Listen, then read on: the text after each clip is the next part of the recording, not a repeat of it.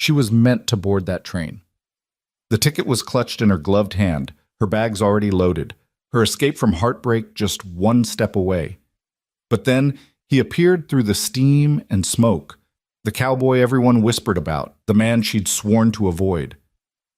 "Clara, wait," he said, and those two words stopped time itself. One choice, one moment.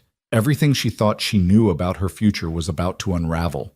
Stay with us until the end, and comment what city you're watching from. I want to see how far this story travels. Silver Creek, Colorado Territory, September 1876. The morning sun hadn't yet burned through the mist that clung to Silver Creek's single railway platform, and Clara Whitmore stood alone in that gray space between night and day, between who she'd been and who she was trying to become. Her traveling dress was the color of mourning, deep charcoal with black piping, though she told herself it was practical for the soot and grime of train travel. The truth sat heavier in her chest than the carpetbag at her feet. She was running. The platform boards creaked beneath her boots as she shifted her weight, and the sound seemed impossibly loud in the pre-dawn quiet. In her right hand, she gripped a single ticket, the paper already softening from the dampness of her palm. San Francisco was printed in bold letters across the top, and beneath it, the departure time. 6:47 a.m. She'd checked her father's pocket watch 3 times in the last 10 minutes. It was 6:43, 4 more minutes, 4 more minutes, and she'd be free of this place. Free of the whispers that followed her through town like hungry ghosts, free of the pitying looks from women who'd once envied her position. 4 more minutes and Clara Whitmore, Silver Creek's disgraced almost bride, would cease to exist. The train sat on the tracks like a great iron beast, steam huffing from its undercarriage in rhythmic clouds. She could see the conductor making his final rounds, checking doors, conferring with the engineer. A few other passengers had already boarded. A family with 2 small children, their faces pressed against the windows. A businessman in a bowler hat who'd barely glanced at her. An elderly woman who'd given Clara a knowing nod that made her stomach clench with shame. They all know, she thought, and immediately hated herself for caring. "Last call for eastbound service." The conductor's voice rang out across the platform. "All aboard for Denver, Cheyenne, and points east." Clara's hand tightened on the handle of her carpetbag. Everything she owned that mattered was in this bag, or in the trunk already secured in the baggage car. 2 years of teaching in Silver Creek, reduced to 1 trunk and 1 bag. It should have felt like failure. Instead, it felt like amputation, necessary, agonizing, and somehow not quite enough to save her. She took a step forward. The conductor saw her and nodded, already reaching for her ticket. That's when she heard it, her name, carried on the morning air like smoke, like a prayer, like a curse. "Clara." She froze. Every muscle in her body locked tight because she knew that voice. Everyone in Silver Creek knew that voice, though most had the good sense to keep their distance from the man who owned it. "Clara, wait!" She should have kept walking. She should have handed over her ticket, climbed those 3 metal steps, and disappeared into the train's interior without looking back. That would have been the smart thing, the sensible thing, the thing any reasonable woman would do. Clara had always been reasonable. She turned. Wade Hollister stood 20 feet away, positioned between her and the platform's entrance like he'd materialized from the mist itself. He wasn't dressed for town, no Sunday suit or pressed collar. He wore work clothes, denim trousers stained with honest dirt, a chambray shirt rolled to his elbows, scuffed boots that had seen 1,000 miles of hard country. His hat was pushed back on his head, and even from this distance, even in the weak morning light, she could see the intensity in his dark eyes. He looked like trouble. He looked like danger. He looked like he'd ridden hard to get here. "Mr. Hollister," her voice came out steadier than she felt. "It's quite early for a social call." "This isn't a social call." He took 3 steps closer, and Clara's heart hammered against her ribs like it was trying to escape. "Don't get on that train." The conductor cleared his throat. "Ma'am, we're about to depart." Clara didn't take her eyes off Wade. "I have a ticket." "I know you do." Wade moved closer still, close enough now that she could see the dust on his clothes, the stubble shadowing his jaw, the desperate determination in his expression. "I watched you buy it 3 days ago at the telegraph office. I've watched you pack up your room at Mrs. Henderson's boarding house. I've watched you say goodbye to your students at the schoolhouse, pretending you were just going home for a short visit when we both know you're never coming back. Heat flooded Clara's cheeks. You've been watching me? Someone had to. His voice dropped lower, rough as gravel and twice as raw. Everyone else in this town was too busy pretending not to notice you were leaving, too busy pretending they hadn't failed you. Failed me? Clara's laugh was sharp enough to cut. Mr. Hollister, I appreciate whatever misguided chivalry has brought you here at this ungodly hour, but I assure you, don't. He closed the remaining distance between them in 2 long strides, and suddenly he was there, so close she had to tilt her head back to meet his eyes. Don't do that thing you do where you make your voice all proper and cold, like you're discussing weather instead of your whole life. I've seen you with those kids, Clara. I've seen you fight the school board for decent books. I've seen you stand up to Harold Patterson when he tried to pull his daughter out of school to work his farm. I've seen the real you, and that woman doesn't run. You don't know anything about me. But even as she said it, Clara felt something crack inside her chest, because the worst part was that he was right. Wade Hollister, the town's most notorious bachelor, the man respectable women crossed the street to avoid, saw her more clearly than anyone else in Silver Creek ever had. Last call! The conductor's voice held a note of impatience now. Ma'am, if you're boarding, it needs to be now. The train whistle screamed, a long, mournful sound that seemed to tear the morning in half. Clara flinched, and in that moment of distraction, Wade reached out and took her hand. His palm was rough with calluses, warm despite the cool morning air, and his grip was firm but not forceful. He wasn't trying to hold her captive. He was trying to hold her present, here, in this moment that felt like it might shatter if either of them breathed too hard. Don't go, he said quietly, and there was something in his voice, something broken and honest and terrifying. Please, Clara, don't go. The train lurched once, then began to roll. Clara stared at Wade, at this impossible man who'd appeared from nowhere to wreck her carefully planned escape, and felt her entire future begin to move without her. The wheels squealed against the tracks. Steam billowed. The conductor swung aboard the moving train with practiced ease, shaking his head at her hesitation. She should pull her hand free. She should run after that train, should flag it down, should throw herself aboard like some heroine in a dime novel. Her whole life was on that train, her ticket to somewhere new, somewhere no one knew about her humiliation, somewhere she could start fresh without the weight of Silver Creek's judgment pressing down on her shoulders. But Wade Hollister was holding her hand, and she couldn't move. The train picked up speed, its rhythm changing from a hesitant chug to a determined rush. Clara watched it go, watched her carefully constructed escape disappear into the morning mist, and felt something inside her shatter and rearrange itself all at once. What did you just do? She whispered. Wade's thumb brushed across her knuckles, a gesture so gentle it made her throat tight. I stopped you from making the biggest mistake of your life. You don't... Clara yanked her hand free, anger flooding in to fill the space where shock had been. You have no right. You're right. He didn't step back, didn't try to touch her again, but he didn't retreat either. I don't have any right. I don't have any claim on you. I'm the man mothers warned their daughters about, the one who showed up in Silver Creek 3 years ago with no past and too much money, the one decent folks don't trust. I know what people say about me, Clara. I know what you probably think about me. Then why? Because I can't watch you throw yourself away. The words came out fierce, almost angry. Because I've spent 2 years watching you pour everything you are into this town, into those kids, giving and giving until there's nothing left. And when one worthless son of a bitch breaks his promise to you, the whole damn town acts like you're the one who failed. And now you're running away like you're the one who should be ashamed. And I can't... He stopped, jaw working, and Clara realized with a jolt that Wade Hollister was fighting for control. I won't let you do it. I won't let you believe you're anything less than extraordinary. The silence that followed was broken only by the distant sound of the train whistle, already fading into memory. Clara's carpetbag slipped from her numb fingers and hit the platform with a soft thud. You don't know what happened. I know enough. Wade's expression softened slightly. I know Thomas Whitfield is a coward who couldn't see what he had, I know he called off your engagement 2 weeks before the wedding because his mama decided a school teacher wasn't grand enough for her precious boy. I know he's already courting the banker's daughter and acting like you never existed. And I know—" his voice dropped to something almost tender. "I know you've been walking through this town like a ghost ever since, teaching your classes and keeping your head high while everyone watches to see if you'll break." "I'm not breaking," but her voice cracked on the words, betraying her. "No," Wade agreed quietly.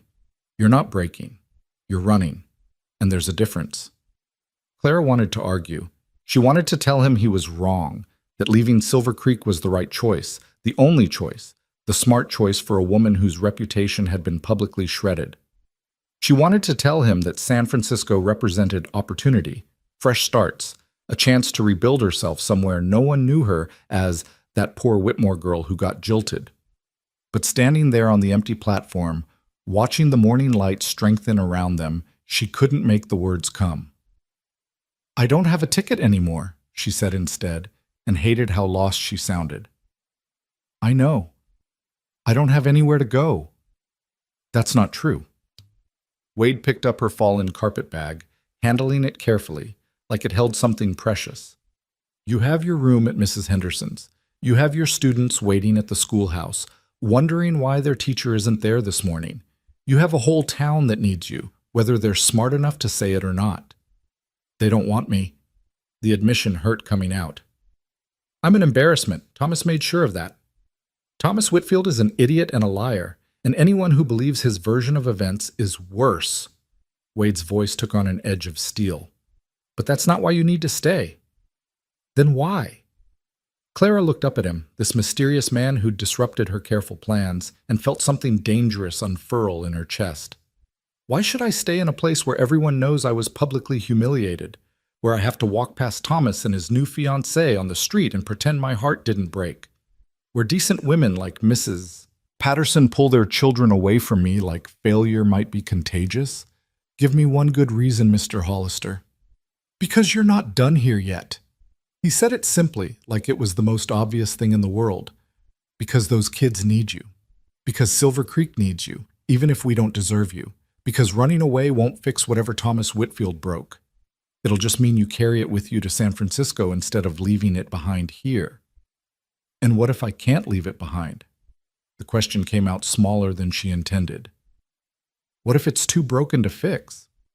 Wade set down her carpet bag and took a half step closer, careful, like she was a wild thing that might spook.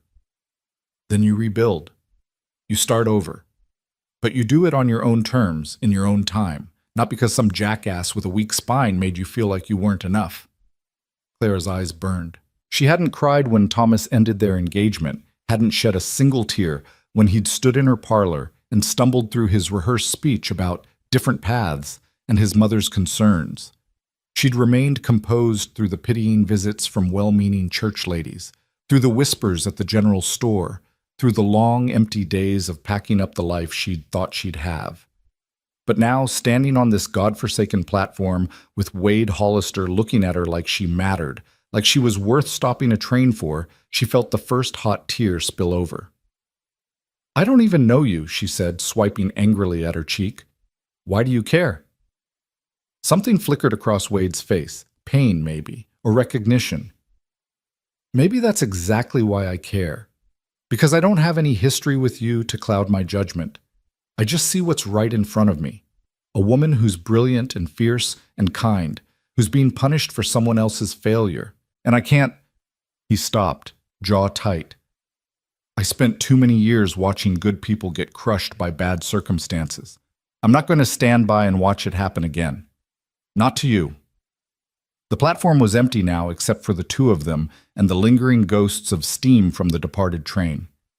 Somewhere in town, a rooster crowed. The sun finally broke through the mist, painting everything gold. Clara drew in a shaky breath. "What do you want from me?" "1 hour." Wade held up a single finger. "Give me 1 hour. Let me buy you breakfast at the hotel. Let me make my case for why you should stay. If you still want to leave after that, I'll drive you to the next station myself and make sure you get on the train to San Francisco. But give me 1 hour to change your mind." It was insane. It was improper. It was exactly the kind of thing that would fuel the gossip mills for months. Clara had spent her entire life being proper. 1 hour, she heard herself say, but I'm not promising anything. The smile that crossed Wade's face was like sunrise after a long winter. That's all I'm asking. Yes. The Grand Hotel wasn't actually grand. That was just what everyone called it to distinguish it from the somewhat less impressive Silver Creek Inn down the street. It was a 2-story wooden structure with a dining room that served passable food and decent coffee, and at 7:15 in the morning, it was nearly empty. Nearly, but not quite. Clara felt the weight of stairs as she and Wade entered together. Old Mr. Chen behind the counter did a double take, his eyes widening. 2 ranch hands having an early breakfast looked up from their plates, saw who'd just walked in, and immediately bent their heads together in whispered conversation. A woman Clara vaguely recognized from church, Mrs. Something or other, she couldn't remember, actually dropped her fork with a clatter. Clara's spine went rigid. This was a mistake. She was already the subject of town gossip. Being seen with Wade Hollister would only make it worse. But Wade seemed utterly unconcerned. He guided her to a corner table with a hand hovering near her elbow, not touching, but protective, and pulled out her chair like she was a queen instead of a scandal. "Coffee?" he asked, flagging down the waitress without waiting for an answer. The waitress was Betty Cho, a girl about Clara's age who'd never quite mastered the art of hiding her opinions. Her eyebrows rose nearly to her hairline when she saw them together. "Morning, Miss Whitmore." "Mr. Hollister." She set down 2 cups and filled them without being asked, her gaze darting between them like she was trying to solve a puzzle. "What can I get you folks?" "2 of whatever's hot and filling," Wade said easily. "And biscuits, if you have them." "We always have biscuits." Betty scribbled something on her pad, then hesitated. "Miss Whitmore, I heard you were... folks said you were leaving town." Clara felt her cheeks heat. "Plans change." "I'll say." Betty's gaze slid to Wade with undisguised curiosity. "I'll get your food right out." The moment she left, Clara wrapped both hands around her coffee cup and stared into its dark depths. "This is going to be all over town by noon." "Probably by 10, Wade agreed, completely unruffled. "You don't care?" "About gossip?" He shrugged. "Not particularly. People talk. It's what people do when they don't have enough real problems to occupy their minds." "Easy for you to say." Clara took a sip of coffee, bitter and hot. "You're a man. Your reputation isn't your entire existence." "True enough." Wade leaned back in his chair, studying her. "But for what it's worth, I think reputation is overrated. Especially in a place like Silver Creek, where half the good people have skeletons in their closets they'd kill to keep hidden." Clara glanced up sharply. "Including you?" "Especially me." He said it without hesitation, without shame. "But we're not talking about me right now. We're talking about you and why you should stay. You have 47 minutes left to make your case." Clara pulled out her father's watch, setting it deliberately on the table between them. "I suggest you use them wisely." Wade's mouth quirked. "Has anyone ever told you you're terrifying when you're being prim?" "Frequently. Usually right before they stop listening to me entirely." "I'm listening." And the way he said it, looking directly at her with those dark, serious eyes, Clara believed him. "But before I make my case, I need to ask you something. Why San Francisco?" The question caught her off guard. It's a city. There are opportunities." "You hate cities." Wade's voice was gentle, but certain. "I've heard you talk to your students about it. You told them that cities are where people go to lose themselves in crowds, that the beauty of small towns is that everyone matters, everyone has a place. So why San Francisco?" Clara's hands tightened on her cup. "Because no one there knows me." "Exactly." Wade leaned forward, elbows on the table. "You're not running to something, Clara. You're running from the pain. And I understand that. God knows I understand that better than you might think. But here's the truth. Pain follows you. It doesn't matter if you're in Silver Creek or San Francisco or the middle of the damn ocean. If you don't deal with it, it comes with you." "And I suppose you have a better solution?" "I do, actually." He waited until she met his eyes. Stay. Face it. Let people see that Thomas Whitfield didn't break you, that their judgment doesn't define you, that you're still the same woman who fought the school board for 6 months to get a proper library. Show them that you don't need their approval or their pity. That sounds exhausting. It probably will be, Wade admitted. But you know what's more exhausting? Rebuilding your entire life in a new place while pretending the old one didn't matter. Starting over with strangers who don't know you, don't value what you do, don't understand why you wake up every morning determined to make a difference. That's exhausting, Clara, and it's wasteful. Betty returned with 2 plates piled high with eggs, bacon, and biscuits. She set them down with unnecessary gentleness, clearly trying to linger long enough to overhear something interesting. Wade thanked her with a smile that didn't reach his eyes, and she retreated with obvious reluctance. Clara poked at her eggs. You said the town needs me. That's a pretty bold claim from a man who barely participates in town affairs. I participate more than you think. Wade buttered a biscuit with careful precision. I just don't make a show of it. But I see things, Clara.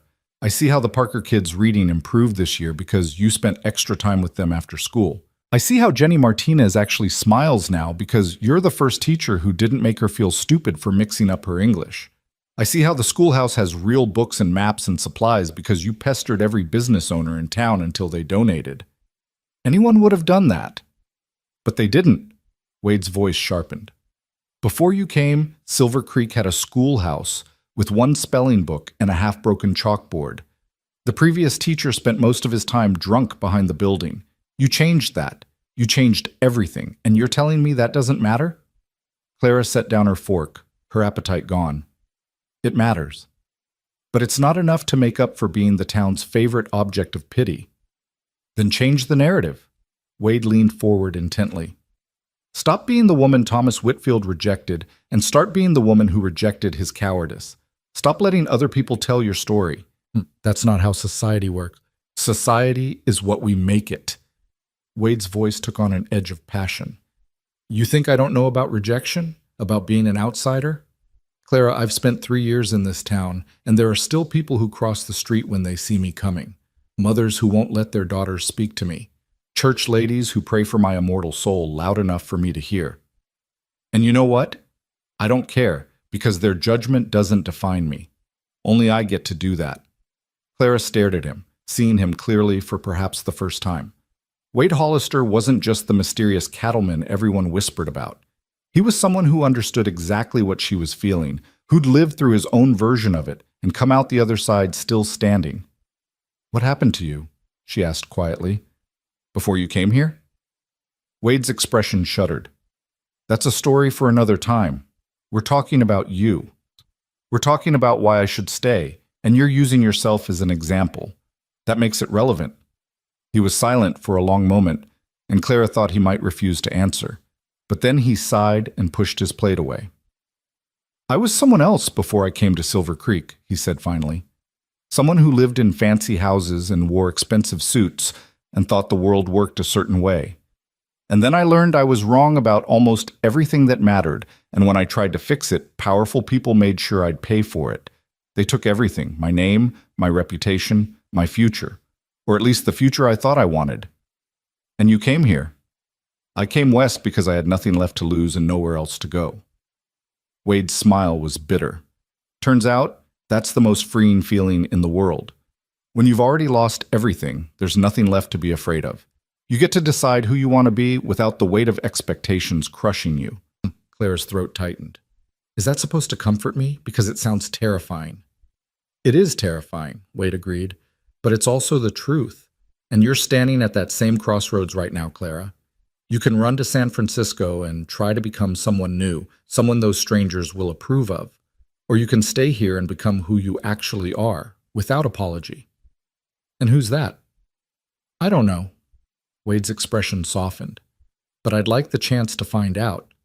And more importantly, so would your students. So would this town, if we can get our heads out of our collective asses long enough to deserve you. Against her better judgment, Clara felt something loosen in her chest. You're very convinced of your own arguments. Only because I've seen what happens when good people run. Wade's voice went quiet. They carry their ghosts with them forever. They never stop wondering what might have been if they'd stayed and fought. Don't become one of those ghosts, Clara.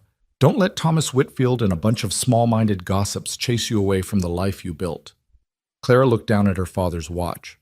32 minutes had passed. She'd promised Wade an hour, and despite everything, she found herself wanting to give it to him. Not because his arguments were so persuasive, though they were, but because he was the first person in weeks who'd talked to her like she was a whole person rather than a tragic figure in a morality play. "Let's say I stay," she said slowly. "What then? I go back to my room at Mrs. Henderson's, I teach my classes, and I endure everyone's pity and judgment while Thomas parades his new fiancée around town. Is that what you think would happen?" "That's what has been happening." Wade shook his head. "No. That's what's been happening while you've been walking around with one foot already out the door. People can sense when someone's leaving, Clara. They pull back. They protect themselves from the loss. But if you stay, really stay, not just physically but mentally, things will change." "You're very optimistic for a man who claims not to care about society." "I'm practical," Wade corrected. "And practically speaking, Silver Creek needs a school teacher. A good one. The school board's been trying to find your replacement for 2 weeks, and nobody wants the job. We're looking at closing the school if we can't fill the position." Clara's head snapped up. "What?" "The school board. They've been interviewing candidates from Denver, but everyone they've talked to either wants twice what the town can pay or takes one look at the schoolhouse and decides they'd rather risk their fortunes in the gold fields." Wade's expression was grave. "Your students have been coming to school every day, hoping you'll change your mind. Mrs. Patterson's been teaching them herself, but she's got her own children to look after. If you don't come back, Clara, that school closes. And those kids, the ones you fought so hard for, they'll grow up without an education." Clara felt like she'd been punched. "Why didn't anyone tell me?" "Because everyone assumed you were leaving no matter what. They didn't want to guilt you into staying." Wade's voice gentled. "But I'm telling you now because I think you deserve to know the truth. Your choice to leave isn't just about you. It's about 23 children who need you, who trust you, who think you're the bravest person they know." "I'm not brave," Clara's voice cracked. "I'm running away." "You're hurting," Wade corrected. "There's a difference, but Clara, those kids don't know that. They don't understand why their teacher suddenly decided to leave. They just know that you're going, and they're terrified that it's somehow their fault." Tears spilled down Clara's cheeks now, hot and fast. "That's not fair." "No," Wade agreed quietly. "It's not. None of this is fair. Thomas treating you like you were disposable isn't fair. The town turning you into an object of gossip isn't fair. Having to choose between your own pain and those children's futures isn't fair, but that's the choice in front of you, and nobody else can make it for you." Clara wiped her eyes with her napkin, not caring that it left mascara streaks. "You play dirty, Mr. Hollister. When it matters, yes." He didn't apologize. "Do you want to know why I really stopped you this morning? I thought you told me. The children need me. The town needs me. That's all true. But it's not the real reason." Wade reached across the table and took her hand again, that same careful, gentle touch that had stopped her from boarding the train. "I stopped you because I couldn't bear to watch you disappear. Because every time I see you in town, walking to the schoolhouse, browsing at the general store, sitting alone in church, you shine, Clara. You make everything around you better just by being in it. And the thought of Silver Creek without that light..." He stopped, jaw working. It felt wrong. It felt like watching something precious get thrown away. Clara's breath caught. "You don't even know me." "I know enough." Wade's thumb brushed across her knuckles. "I know you deserve better than what this town's given you. I know you deserve better than Thomas Whitfield's cowardice. And I know..." His voice dropped to barely above a whisper. "I know that if you get on that train, you'll always wonder what might have happened if you stayed. And I think that wondering will haunt you more than any gossip ever could." They sat there in the corner of the Grand Hotel dining room, hands clasped across the table while around them the morning business of Silver Creek continued. Betty refilled coffee cups and cast curious glances their way. The ranch hands finished their breakfast and left, whispering to each other. More people trickled in, and Clara felt the weight of their stares, but somehow it didn't feel as crushing as before. Maybe it was Wade's hand in hers. Maybe it was his words still echoing in her mind. Or maybe it was the simple fact that someone had finally asked her to stay, not out of duty or pity, but because he genuinely believed she mattered. "My hour's not up yet," Clara said finally, her voice steadier now. "What else do you have to say?" Wade's smile was small but genuine. "Actually, I have a proposition for you, but you're not going to like it. Try me. Come out to my ranch today. Let me show you something." He squeezed her hand gently. "And before you say no, hear me out. There's something I've been working on, something that involves the school, and I want your opinion on it. Professional opinion," he added quickly. "Nothing improper." Clara raised an eyebrow. "You're asking me to go to your ranch, alone, with you, the same man who decent women allegedly cross the street to avoid." "I am," Wade agreed without shame. "And yes, people will talk. They'll add it to the list of scandals attached to your name. But Clara, they're already talking. They're going to talk whether you run to San Francisco or stay in Silver Creek. The question is, are you going to let their talking control your life? Or are you going to make your own decisions?" "That's manipulative. That's honest." Wade didn't let go of her hand. "I have something to show you that I think will change your mind about leaving. But I can't bring it here, and I can't explain it properly without you seeing it. So I'm asking you to trust me, the mysterious, possibly dangerous cattleman, for a few more hours. Give me until sunset. If you still want to leave after that, I'll personally ensure you get the best ticket money can buy and a first-class escort to San Francisco." Clara studied his face, looking for signs of deception or hidden motives.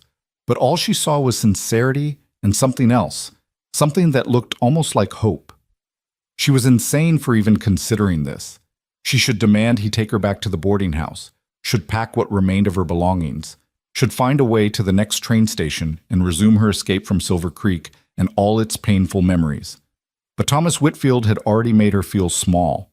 The town's gossips had already made her feel ashamed, and Clara Whitmore was discovering, in this moment with Wade Hollister's calloused hand wrapped around hers, that she was tired of letting other people's opinions dictate her choices. "Until sunset," she said firmly. "But Mr. Hollister, if this turns out to be some scheme to compromise my reputation further—" "Wade," he interrupted, "if we're going to scandalize the town together, you should probably call me Wade." "Wade," Clara corrected, and was surprised to find the name felt natural on her tongue. "If this is a scheme, it's not a scheme. I promise you that." Wade stood, still holding her hand, and pulled her gently to her feet. "It's actually something much simpler and potentially much more difficult than a scheme." "Which is?" "Hope," Wade said simply. "I'm offering you hope, Clara. The question is whether you're brave enough to accept it." Clara looked at him, really looked at him, and saw past the dangerous reputation and the mysterious past to the man beneath. And what she saw there was someone who understood loss, who'd survived it, who'd built something new from the ashes of whatever he'd been before. Someone who believed she could do the same. "All right," she heard herself say. "Show me your hope, Wade Hollister. Let's see if it's worth staying for." The smile that crossed his face was like watching the sun come out from behind clouds, warm and bright and completely transforming. "Thank you," he said quietly. "You won't regret this." Clara wasn't sure she believed him, but as Wade left money on the table to cover their breakfast and guided her toward the door with that same protective, not quite touching hover of his hand near her elbow, she felt something shift inside her. She'd missed her train this morning. She'd let Wade Hollister talk her out of her carefully planned escape. She'd agreed to go to his ranch, alone, despite every rule of propriety she'd ever been taught. Clara Whitmore, Silver Creek's sensible schoolteacher, was apparently capable of being completely reckless. And the strangest part was, it felt like the first honest thing she'd done in months. The ride to Wade's ranch took them through the heart of Silver Creek, and Clara felt every single pair of eyes that followed their progress down Main Street. Wade had brought a wagon rather than a buggy, practical rather than romantic. But that didn't stop Mrs. Patterson from actually stopping mid-stride on the sidewalk to stare, her mouth forming a perfect O of shock. Across the street, Reverend Morrison paused in his conversation with the butcher, his expression caught somewhere between concern and disapproval. Clara kept her spine straight and her eyes forward, but her cheeks burned. Wade seemed completely unaffected, guiding the horses with easy confidence, occasionally nodding to people they passed as if this were the most natural thing in the world, taking the town's disgraced schoolteacher out to his isolated ranch the very morning she was supposed to leave town forever. "You could at least pretend to be uncomfortable," Clara muttered as they passed the general store, where 3 women had congregated by the window to watch them pass. "Why?" Wade glanced at her, genuinely curious. "We're not doing anything wrong. We're flouting every rule of proper conduct that exists." "Whose rules?" Wade asked mildly. "The same people who decided you should be ashamed because Thomas Whitfield couldn't stand up to his mother? The same folks who'd rather gossip about your heartbreak than actually offer you support? Those rules?" Clara opened her mouth to argue, then closed it again. He had a point, damn him. They left town behind, following a dirt road that wound through grassland dotted with cattle. The morning had turned beautiful, the mist burned away by strong September sun, and despite everything, Clara felt something in her chest begin to ease. Out here, away from watching eyes and wagging tongues, she could almost breathe. "How far is your ranch?" she asked. "About 4 miles from town. Far enough for privacy, close enough to be useful." Wade guided the horses around a curve in the road. "I've got about 300 acres. It's not the biggest spread in Colorado, but it's mine." There was something in the way he said that last word, mine, that spoke of hard-won ownership. Clara studied his profile, the strong line of his jaw, the way his hands held the reins with practiced ease. "You said you were someone else before you came here," she said carefully. "Someone who lived in fancy houses and wore expensive suits." "I did say that." "That's not much of an explanation." Wade was quiet for a long moment, and Clara thought he might refuse to elaborate. But then he sighed, his shoulders dropping slightly. "My name used to be Wade Hollister Easton," he said. "The Easton part mattered more than you might think. My father built a shipping empire in Boston. Warehouses, ships, trade routes from Europe to the Americas. When I was growing up, people knew the Easton name. It meant something." "What happened?"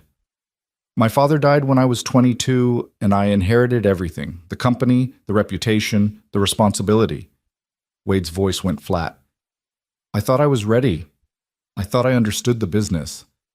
Turns out, I didn't understand anything about the men my father had partnered with, men who'd been embezzling from the company for years, using our legitimate shipping routes to move illegal goods, bribing customs officials.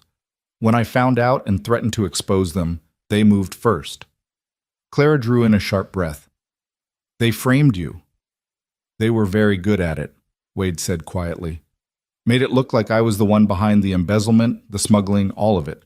By the time I realized what was happening, half of Boston society believed I'd betrayed my father's legacy. The other half believed I was continuing his work, that he'd been corrupt too, and I was just following in his footsteps. But surely you could prove—" "I tried." Wade's hands tightened on the reins. "Spent everything I had left on lawyers, investigators, trying to clear my name. But the men I was up against had money and power and connections that went all the way to City Hall. Every witness I found suddenly couldn't remember what they'd seen. Every document I needed mysteriously disappeared. And all the while the newspapers were having a field day with the story of young Wade Easton, the privileged heir who'd destroyed his father's empire through greed and incompetence." "So you ran." "I retreated," Wade corrected. "There's a difference. I sold what assets I could salvage, gathered what money wasn't tied up in lawsuits, and I came west, dropped the Easton name, kept the Hollister, and started over where nobody knew me or cared about Boston shipping magnates." He glanced at her. "Sound familiar?" Clara's throat tightened. "That's why you stopped me this morning, because you know what it's like to run from a ruined reputation." "I know what it's like to let other people's lies define you," Wade said. "And I know what it cost me. I left behind friends who might have stood by me if I'd stayed and fought.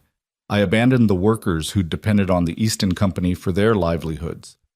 I let the corrupt bastards who destroyed my father's legacy win, because facing them felt too hard, too painful, too impossible." "You couldn't have won. You said they had all the power." "Maybe not," Wade agreed. "But I'll never know, will I? Because I ran before the fight was really over. And that's the thing that haunts me, Clara. Not the loss of money or status or reputation, the wondering, the question of what might have happened if I'd been brave enough to stay." The wagon crested a small rise, and suddenly Wade's ranch spread out before them. Clara caught her breath. She'd expected something rough and basic, a simple house, maybe a barn, the kind of minimal setup most cattlemen maintained. But what she saw was something else entirely. The main house was beautiful, built of honey-colored wood with a wide porch that wrapped around three sides. Flower boxes hung beneath the windows, actual flowers blooming cheerfully in the September sun. Beyond the house sat a barn painted deep red, several outbuildings in good repair, and extensive corrals where horses grazed peacefully. But what caught Claire's attention was the building off to the left, set slightly apart from the other structures. It was smaller than the barn, but larger than any of the outbuildings, with large windows that caught the morning light and a fresh coat of white paint that practically glowed. It looked new, recently constructed, and completely out of place on a working cattle ranch. "What is that?" Clara asked. Wade pulled the wagon to a stop in front of the main house, his expression carefully neutral. "That's what I wanted to show you, but first—" He climbed down and came around to help her descend, his hands firm at her waist. "I need you to come meet some people." Before Clara could ask what he meant, the door of the main house opened and children spilled out like water from a broken dam. 6 of them, ranging in age from perhaps 5 to 14, all talking at once, all rushing toward Wade with the easy familiarity of long acquaintance. "Mr. Wade! Mr. Wade, you're back! Did you go to town? Did you bring supplies? Maria said you'd be gone all day, but you're here already." Wade laughed. Actually laughed, a sound Clara had never heard from him before, and ruffled the hair of the nearest child, a boy of about 8 with a gap-toothed grin. "Easy, easy. Yes, I went to town. No, I didn't bring supplies yet. I'll go back later. And I'm here because I brought someone I wanted you all to meet." 6 pairs of eyes swiveled to Clara with undisguised curiosity. She felt suddenly exposed, aware of her rumpled traveling dress, her tear-streaked face from the hotel, the general disaster of her morning. "Children," Wade said, his voice taking on a formal tone that didn't quite hide his affection. "This is Miss Clara Whitmore. She's the school teacher in Silver Creek. Miss Whitmore, these are—" He pointed to each child in turn. "Manuel, Sophia, James, little Maria, Catherine, and Thomas." The last name made Clara's heart clench, but this Thomas was nothing like his namesake. He was maybe 14, tall and gangly, with serious eyes and dirt under his fingernails. He gave her a solemn nod. "Pleased to meet you, ma'am," he said, and the other children echoed him with varying degrees of enthusiasm. Clara looked from the children to Wade, confused. "I didn't know you had—" "They're not mine," Wade said quickly. "Well, not in the traditional sense. These are the children of my ranch hands. Most of the families who work here live on the property. It's easier than trying to commute from town every day, and it means the kids can help with chores when needed." A woman emerged from the house, wiping her hands on an apron. She was perhaps 40, with graying hair pulled back in a practical bun and the kind of weathered face that spoke of years working outdoors. "Mr. Hollister, I told them to give you space, but you know how they are when you've been gone." She stopped, seeing Clara. "Oh, I didn't realize we had a guest." "Maria, this is Miss Whitmore. Clara, Maria Torres runs this household better than I ever could and keeps everyone fed and organized. I'd be lost without her." Maria's eyes sharpened with recognition. "The teacher from town. I've heard the children speak of you." She didn't say what else she'd heard, but Clara felt the weight of it anyway, the gossip, the scandal, the whispers that had surely reached even out here. "It's nice to meet you," Clara said, feeling awkward and out of place. "Miss Whitmore is going to stay for the day," Wade announced, causing all 6 children and Maria to stare at him with varying expressions of surprise. "I'm going to show her the new building." The schoolhouse. Little Maria, who couldn't have been more than 5, bounced on her toes. "Is she going to teach us? Are we going to have a real school?" Clara's confusion must have shown on her face because Wade took her elbow gently and steered her away from the house. "Let me show you," he said. "Then it'll make sense." They walked across the yard toward the white building with the big windows. Behind them, Clara could hear the children whispering excitedly and Maria shushing them with limited success. Her heart was pounding, though she couldn't have said exactly why. Wade opened the door to the building and stood back to let her enter first. Clara stepped inside and stopped dead. It was a schoolroom, A perfect, beautiful, fully equipped schoolroom. Desks arranged in neat rows, enough for at least 20 students. A large chalkboard mounted on the front wall. Bookshelves already filled with primers, readers, and textbooks that looked brand new. Maps hanging on the walls showing the United States, the world, the Colorado Territory in detail. A globe on a stand near the window. Slates and chalk arranged on a supply table. Even a small pot-bellied stove in the corner for winter heating. Clara's hand flew to her mouth. Wade, what is this? He stood in the doorway, hands in his pockets, watching her with an expression she couldn't quite read. It's a school for the children who live on the ranch and the neighboring properties. There are 14 kids within 5 miles of here, all under the age of 15, and the nearest school is Silver Creek, too far for them to travel daily, especially in winter. Clara turned in a slow circle, taking it all in. You built this? The structure was finished 2 weeks ago. I've been furnishing it since then, ordering supplies from Denver, trying to get everything right. Wade moved into the room, running his hand along one of the desks. These families work hard, Clara. They're good people trying to build lives out here. But their children are growing up without education, without opportunities, because there's no school close enough for them to attend. I wanted to change that. This must have cost a fortune. I have the money, Wade said simply. What I don't have is a teacher. Clara's heart stopped. She turned to face him fully, understanding dawning. That's why you brought me here. Partially. Wade met her eyes steadily. I was going to approach you about this eventually anyway. I've been watching how you teach, Clara. The way you make learning exciting for the kids, the way you adapt your lessons to each child's needs, the way you fight for them. I wanted someone like that for this school. Someone who sees teaching as a calling, not just a job. And then Thomas broke our engagement. And then Thomas proved he's an idiot, Wade corrected. But yes, when I heard you were planning to leave, I knew I had to act faster than I'd intended. These children need a teacher, Clara. They need you. But more than that, he stepped closer, his expression intense. I think you need them too. I think you need a place where you can teach without the school board breathing down your neck, where you can try new approaches without worrying about offending the sensibilities of Mrs. Patterson or Mrs. Whitfield or whoever else has opinions about proper education. A place where your work is valued without conditions or judgment. Clara sank into one of the chairs. Teacher size, she noted absently, positioned at the front of the room where she could see all her students. You're offering me a job. I'm offering you freedom, Wade said quietly. A chance to teach the way you've always wanted to teach, without interference. A salary that's better than what Silver Creek pays. A place where your past doesn't matter, only your ability. A fresh start that doesn't require running away. It was too much.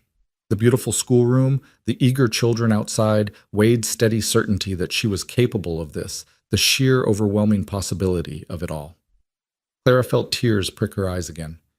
The children in Silver Creek still need a teacher, Wade acknowledged. And I'm not saying you have to choose one group over the other. If you wanted to teach in town during the regular school year and come out here for summer sessions, we could make that work. Or you could teach here full-time and let Silver Creek find someone else. Or, he crouched down beside her chair, bringing himself to eye level. Or you could do something completely different that we haven't thought of yet. The point is, Clara, you have options. You're not trapped. You don't have to run to San Francisco to escape your circumstances. You can reshape your circumstances right here. Why are you doing this? Clara whispered. Why do you care so much? Wade was quiet for a long moment, studying her face like he was trying to memorize it. Remember when I said I know what it's like to let other people's lies define you? I also know what it's like to have someone believe in you when you've stopped believing in yourself. When I came west, broken and bitter and convinced I was worthless, a man gave me a job on his ranch. Didn't ask about my past, didn't care about rumors, just saw that I was willing to work hard and gave me a chance. He died 2 years ago, left me this property in his will because I was the closest thing to family he had. Said I reminded him of himself, someone who'd been kicked down by life and needed space to stand back up. And now you're doing the same for me. I'm offering you the same chance I was given, Wade corrected. What you do with it is entirely up to you. But Clara, I've watched you for 2 years. I've seen your strength, your compassion, your absolute refusal to give up on children everyone else has written off. You're extraordinary, even if Thomas Whitfield was too blind to see it, and the thought of you wasting that gift in San Francisco, teaching children who already have every advantage, while the kids out here go without. He shook his head. It would be a crime.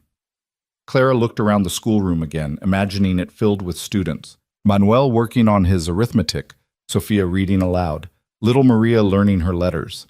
She thought about the children in Silver Creek, her current students who'd depended on her, who'd trusted her.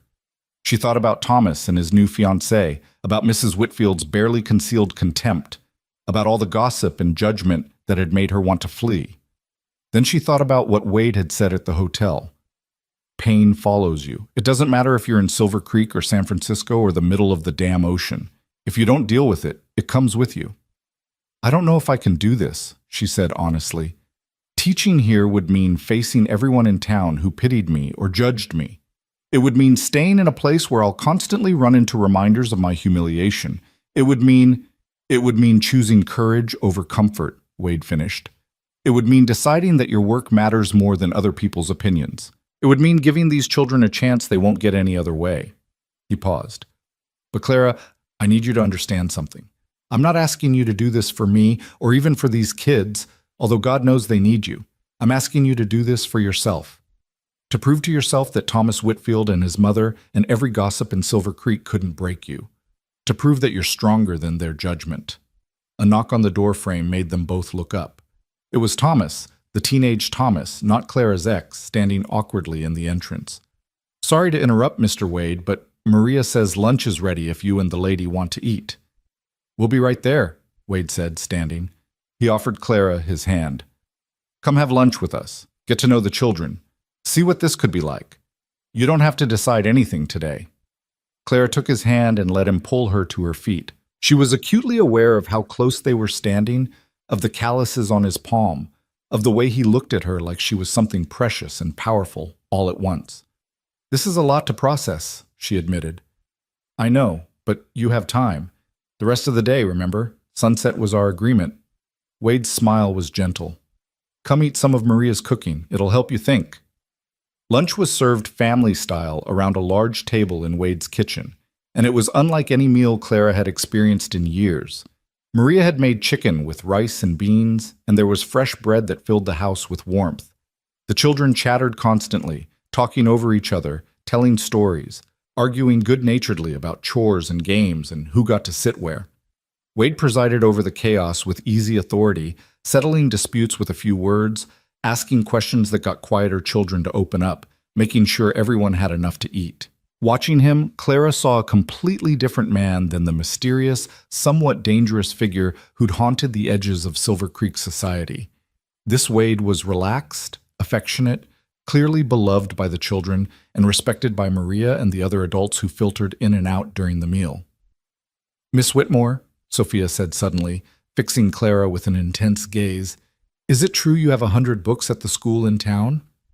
Not quite 100, Clara said, smiling, but we do have a nice library now. Do you like to read? Sophia's face lit up. I love reading, but we only have 3 books here, and I've read them all 6 times. Mama says we can't afford more right now because Papa needs new tools for the fall harvest. What kind of books do you like? Adventure stories, Sophia said promptly, and stories about girls who do brave things. Thomas lets me read his cowboy books sometimes, but they're all about boys. There are wonderful books about brave girls, Clara told her. Have you ever heard of Little Women?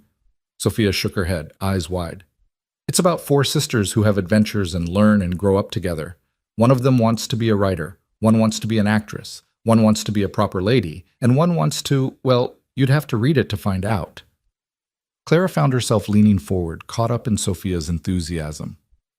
If I were to teach here, I could bring books like that. We could read them together, discuss them, maybe even act out scenes. Really? Sophia looked like Clara had just promised her the moon. Manuel piped up. Would you teach us geography? I want to know about all the places in the world. Mr. Wade says there are cities so big you can't walk across them in a whole day. And mathematics, Thomas added quietly. I want to learn real mathematics, not just figuring out how many cattle we have. I want to understand engineering, maybe build bridges someday. Little Maria tugged on Clara's sleeve. Would you teach me to write my name? Mama showed me the letters, but I can't make them all fit together right. Of course I would, Clara said, her throat suddenly tight. I'd teach you anything you wanted to learn. The children erupted into excited chatter, already planning their lessons, arguing about who would sit where in the new schoolroom, debating whether they'd have homework. Clara watched them and felt something shift in her chest, a loosening of the tight knot of pain she'd carried since Thomas's betrayal. These children didn't care about her broken engagement. They didn't judge her for being publicly humiliated. They just saw a teacher who might open worlds for them, who might give them chances they'd never have otherwise. And looking at their eager faces, Clara realized she'd been so focused on her own pain that she'd nearly missed this opportunity to do something that actually mattered. After lunch, Wade gave Clara a tour of the ranch while the children scattered to their afternoon chores. They walked through the barn, where horses nickered softly in their stalls, past the corrals where cattle grazed peacefully, along a creek that marked the western edge of the property, its water clear and cold even in September. It's beautiful here, Clara said, meaning it. Peaceful. It is now, Wade agreed. Took me 2 years of hard work to make it this way. When I bought the property, half the fences were down, the barn was falling apart, and the house had a hole in the roof you could drive a wagon through. But I needed the work, needed something to pour myself into that wasn't rage or grief or self-pity. They stopped by the creek, and Clara sat on a large flat rock near the water's edge. Wade settled beside her, close enough that their shoulders almost touched. Can I ask you something? Clara said after a moment. Anything. Why didn't you fight harder? In Boston, I mean. You said you hired lawyers and investigators, but then you gave up and came west. Why? Wade was quiet for so long Clara thought he might not answer, but then he sighed, picking up a smooth stone and turning it over in his hands. Because I was tired, he said finally. Because every day felt like drowning. Because the people I thought were my friends turned their backs the moment my reputation was questioned. Because the woman I'd been courting, Margaret Caldwell, daughter of a prominent judge, ended our relationship with a letter saying she couldn't be associated with scandal. He smiled bitterly. Sound familiar? Thomas at least had the decency to tell me to my face. Did he? Or did he just have less courage than Margaret? Wade shook his head. The point is, I gave up because fighting felt impossible. Every door I knocked on slammed shut. Every attempt to clear my name just made the scandal worse. And eventually, I convinced myself that maybe they were right. Maybe I was incompetent. Maybe I had failed my father's legacy. Maybe I deserved everything that happened. But you didn't, Clara said fiercely. You were framed. You were a victim of corrupt men who— I know that now, Wade interrupted gently. But at the time, when everyone around you is telling you you're worthless, it's hard not to believe them. Especially when you're already grieving your father, already overwhelmed by responsibility you never wanted, already questioning every decision you've ever made. It's easy to internalize that judgment, Clara, to let it become the truth you tell yourself. Clara stared at the water, watching it flow endlessly over smooth rocks. Is that what I'm doing? Internalizing everyone's judgment? I think you're trying not to, Wade said. I think that's why you decided to leave, because you wanted to escape before you started believing what they were saying about you. But Clara, running doesn't work. It just means you carry their voices with you to wherever you go. So what's the alternative? Stay here and let them judge me every day? Stay here and prove them wrong. Wade shifted to face her more fully. Teach those children in that schoolhouse. Do work you're proud of. Build a life that has nothing to do with Thomas Whitfield or his opinions or anyone else's narrow-minded gossip. And eventually, they'll either come around or they won't. But either way, their judgment won't matter anymore because you'll have created something real and meaningful that exists entirely separate from them. You make it sound so simple. It's not simple, Wade admitted. It's probably the hardest thing you'll ever do, but I think you're capable of it. I think you're capable of extraordinary things, Clara Whitmore, if you can just get past the fear. Clara met his eyes, those dark, serious eyes that seemed to see right through her carefully constructed walls. What if I fail? Then you fail, Wade said simply, and you pick yourself up and try again. That's what I did. That's what everyone who's ever done anything worthwhile has had to do. Failure isn't the end of the world, Clara. It's just part of the process. Easy for you to say. You've already been through the worst of it. Wade's laugh was hollow. Have I? Clara, I still wake up some mornings wondering if I made the right choice leaving Boston. I still wonder if I should have fought harder, stayed longer, refused to give them the satisfaction of running me out. I still carry guilt about the workers who lost their jobs when the company folded, about the friends who might have stood by me if I'd given them the chance. The pain doesn't just disappear because you move west and buy a ranch. It just becomes part of your story instead of the whole story. They sat in silence for a while, listening to the creek and the distant sounds of the ranch. Clara thought about her students in Silver Creek, wondered what they were doing right now, whether they'd noticed she wasn't on the train she was supposed to have taken.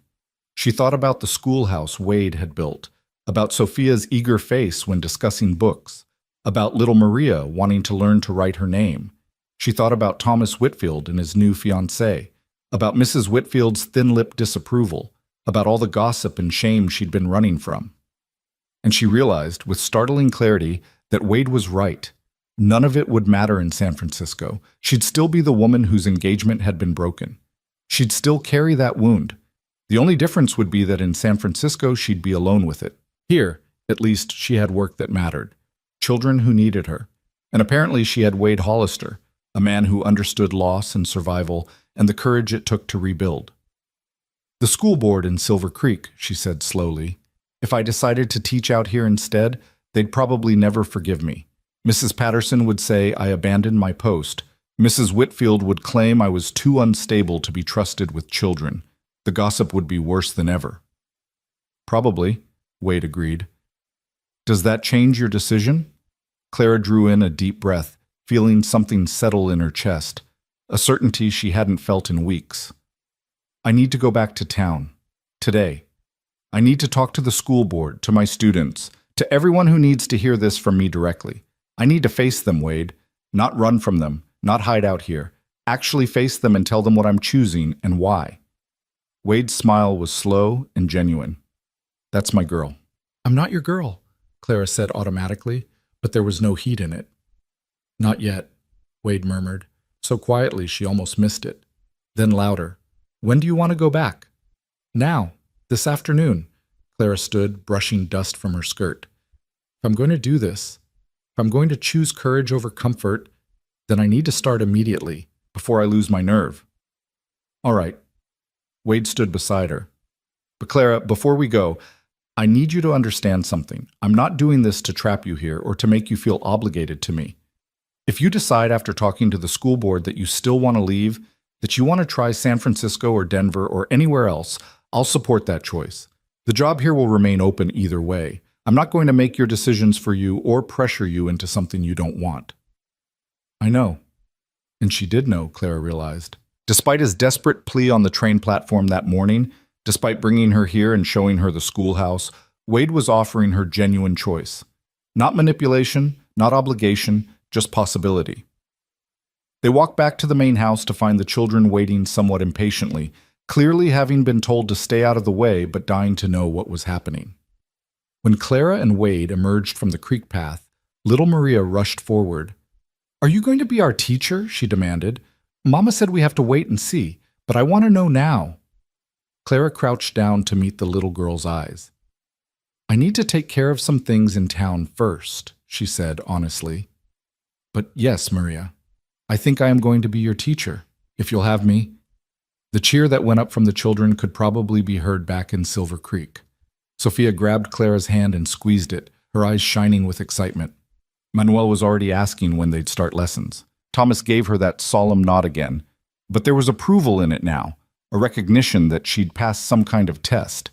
Maria Torres emerged from the house, wiping her hands on her apron again, apparently her default gesture. You're sure about this, Miss Whitmore? Teaching out here is different from town teaching. These children have chores, responsibilities. Some days they'll be too tired from ranch work to focus on lessons. It won't be easy. Nothing worth doing is easy, Clara said, surprised by her own certainty. But yes, Mrs. Torres, I'm sure. Maria studied her for a long moment, then nodded sharply. Good.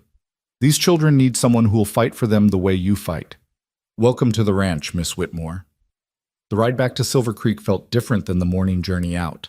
Clara sat straighter, her hands folded calmly in her lap rather than clenched in anxiety. She wasn't running anymore. She was returning with purpose, with a plan, with something worth fighting for. What will you say to them? Wade asked as they neared town. The truth, Clara said simply, that I'm grateful for my time teaching in Silver Creek, but I've been offered an opportunity that better serves my goals as an educator. That the children on the ranches surrounding yours deserve access to quality education just as much as town children do. That I'm choosing to teach where I can make the most difference. They won't like it. Probably not. But Wade, you were right about something. I've been so focused on what everyone else thought about me, on managing their opinions and living up to their expectations, that I forgot to consider what I actually want. What matters to me?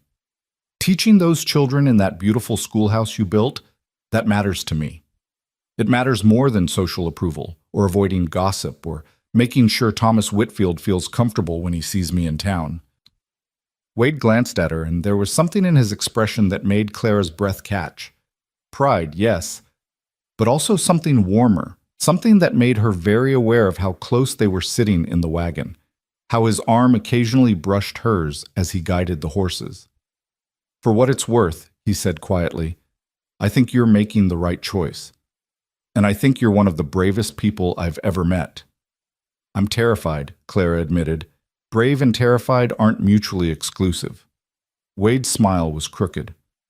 I'm pretty sure they're actually the same thing most of the time. They reached the edge of town just as the afternoon was beginning to fade toward evening. The streets were busier now, people finishing their workdays, running errands, gathering in small clusters to talk. Clara saw more than one person stop and stare as Wade's wagon rolled past, saw the whispers starting, the speculation building. Let them talk, she thought. Let them wonder. She had more important things to do than manage their gossip. Where should I take you? Wade asked. Mrs. Henderson's boarding house, Clara decided. I need to speak with her first, then I'll visit the school board. She hesitated. Wade, thank you. For this morning, for everything. You didn't have to. Yes, I did, Wade interrupted. Clara, I know we barely know each other. I know this whole day has been strange and improper and probably ill-advised by every social standard that exists, but I don't regret a single moment of it, and I hope you don't either. I don't, Clara said honestly. Then, before she could lose her nerve, will you come to dinner tomorrow at the boarding house?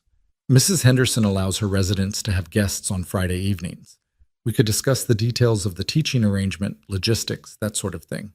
Wade's expression softened into something that might have been delight. I'd like that very much.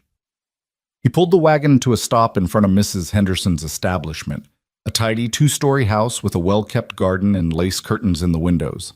Several of those curtains twitched as Clara climbed down, and she could practically feel the eyes watching, the minds already racing to conclusions. Wade handed down her carpet bag, the same bag she'd been planning to take to San Francisco that morning a lifetime ago. Good luck, he said. Though I don't think you'll need it. You've got this, Clara. I hope you're right. I'm always right, Wade said with mock seriousness. Then before Clara could respond, he tipped his hat to her and drove away, leaving her standing on the sidewalk with her bag and her racing heart and a future that looked nothing like what she'd planned 24 hours ago. Clara drew in a deep breath, squared her shoulders, and marched up Mrs. Henderson's front steps. The landlady opened the door before Clara could knock, her face a mixture of relief and confusion. Miss Whitmore, we thought you'd left on the morning train. Your trunk is still here, yes. I decided not to go. Clara stepped inside, setting down her bag. Mrs. Henderson, I need to speak with you about my room. I'd like to keep it for at least another month while I make arrangements. Mrs. Henderson's eyes widened. You're staying in Silver Creek? Not exactly, Clara said. I've accepted a teaching position at a ranch school, but I'll need somewhere to stay when I'm in town for meetings and supplies. If my room is still available, of course it is. I was heartbroken when I thought you were leaving, dear. You've been such a lovely tenant. Mrs. Henderson paused, curiosity getting the better of her. A ranch school, you said? Whose ranch? Wade Hollister's. Clara said it clearly. refusing to drop her eyes or act ashamed. He's built a schoolhouse for the children whose families work his land and the surrounding properties. He's asked me to teach there, and I've agreed. Mrs. Henderson's mouth opened, then closed, then opened again. Wade Hollister, the cattleman, the one who, well, the one people gossip about, yes, Clara finished calmly. But he's also a man who's invested his own money in education for children who would otherwise have none. A man who believes that all children deserve opportunities, regardless of their circumstances. I visited the schoolhouse today, met the children, and I believe this is where I can do the most good. But Miss Whitmore, what will people say? First the broken engagement, and now associating so closely with Mr. Hollister. Let them say whatever they like, Clara interrupted, and was surprised by how steady her voice sounded. Mrs. Henderson, I've spent weeks worrying about what people would say, trying to minimize the scandal, trying to make myself small enough that no one would notice me. And where did it get me? I was about to run away from everything I've built here, everything I care about, just to escape other people's judgment. Wade Hollister showed me this morning that there's another option. Stop caring about the judgment and start caring about the work. Mrs. Henderson stared at her for a long moment. Then something shifted in her expression, a kind of respect Clara hadn't seen before. You know what, dear? I think you're absolutely right. You're a wonderful teacher, and if Mr. Hollister is smart enough to recognize that and offer you a position, then good for him, and good for you for having the courage to accept it. She lowered her voice conspiratorially. Between you and me, I never understood what you saw in Thomas Whitfield anyway. Man's got no spine. Clara felt a surprised laugh bubble up. Thank you, Mrs. Henderson. Your room will be here whenever you need it. Now, you said something about meetings with the school board? Yes. I need to speak with them before word spreads through town. They deserve to hear my decision directly. The board usually meets on Thursday evenings, but I believe Mr. Patterson is at the general store right now if you wanted to catch him. Mrs. Henderson hesitated. Miss Whitmore, are you sure about this? Once you make this announcement, there's no taking it back. I know, Clara said, and yes, I'm sure. She found Harold Patterson at the general store, deep in conversation with the owner about feed prices. He looked up when Clara entered, and his expression cycled through surprise, confusion, and wariness in rapid succession. Miss Whitmore, I thought you were leaving town. I was. I changed my mind. Clara approached him directly, refusing to let her nervousness show. Mr. Patterson, I need to speak with you about my position at the school. Is there somewhere we can talk privately? Patterson exchanged a glance with the store owner, then gestured toward the back room. We can talk in the office. They settled into 2 chairs in the cramped space that served as the store's office, and Clara folded her hands in her lap, calling on every ounce of composure she possessed. I'm resigning from my position at the Silver Creek School, she said without preamble. Effective immediately. Patterson's face went red. You're what? I've been offered a teaching position at a private ranch school, and I've decided to accept it. I wanted to inform you directly before word spread through town. A ranch school? Patterson sputtered. What ranch school? There is no ranch school. There is now. Wade Hollister has built a schoolhouse on his property for the children whose families work in the area. He's asked me to teach there, and I believe it's where I can do the most good. Patterson's expression darkened. Wade Hollister. Of course. Miss Whitmore, have you lost your mind? The man's reputation is based largely on speculation and prejudice, Clara interrupted calmly. I visited his ranch today. I've seen the schoolhouse he's built. I've met the children who will be my students. Everything about the opportunity is legitimate and appropriate, and frankly, Mr. Patterson, it's a better situation than what I have here.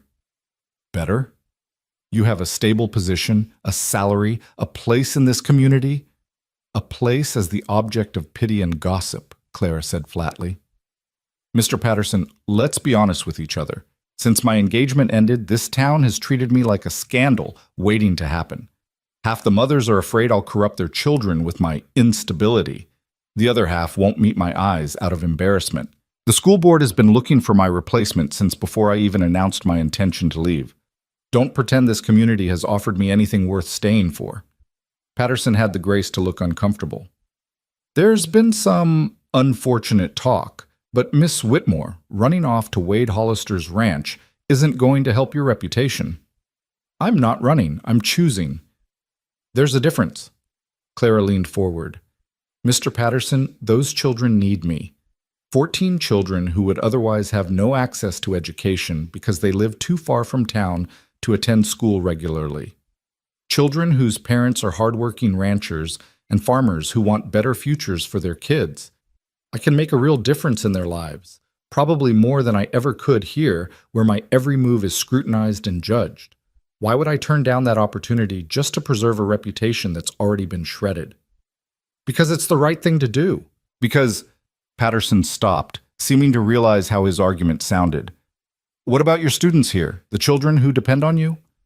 The school board has been interviewing replacement teachers for 2 weeks, Clara pointed out. Surely one of them can step in. Or perhaps Mrs. Patterson would be willing to continue teaching until a permanent replacement is found. She's been managing the classroom since I gave notice, hasn't she? Patterson deflated slightly. She has, and she's managing.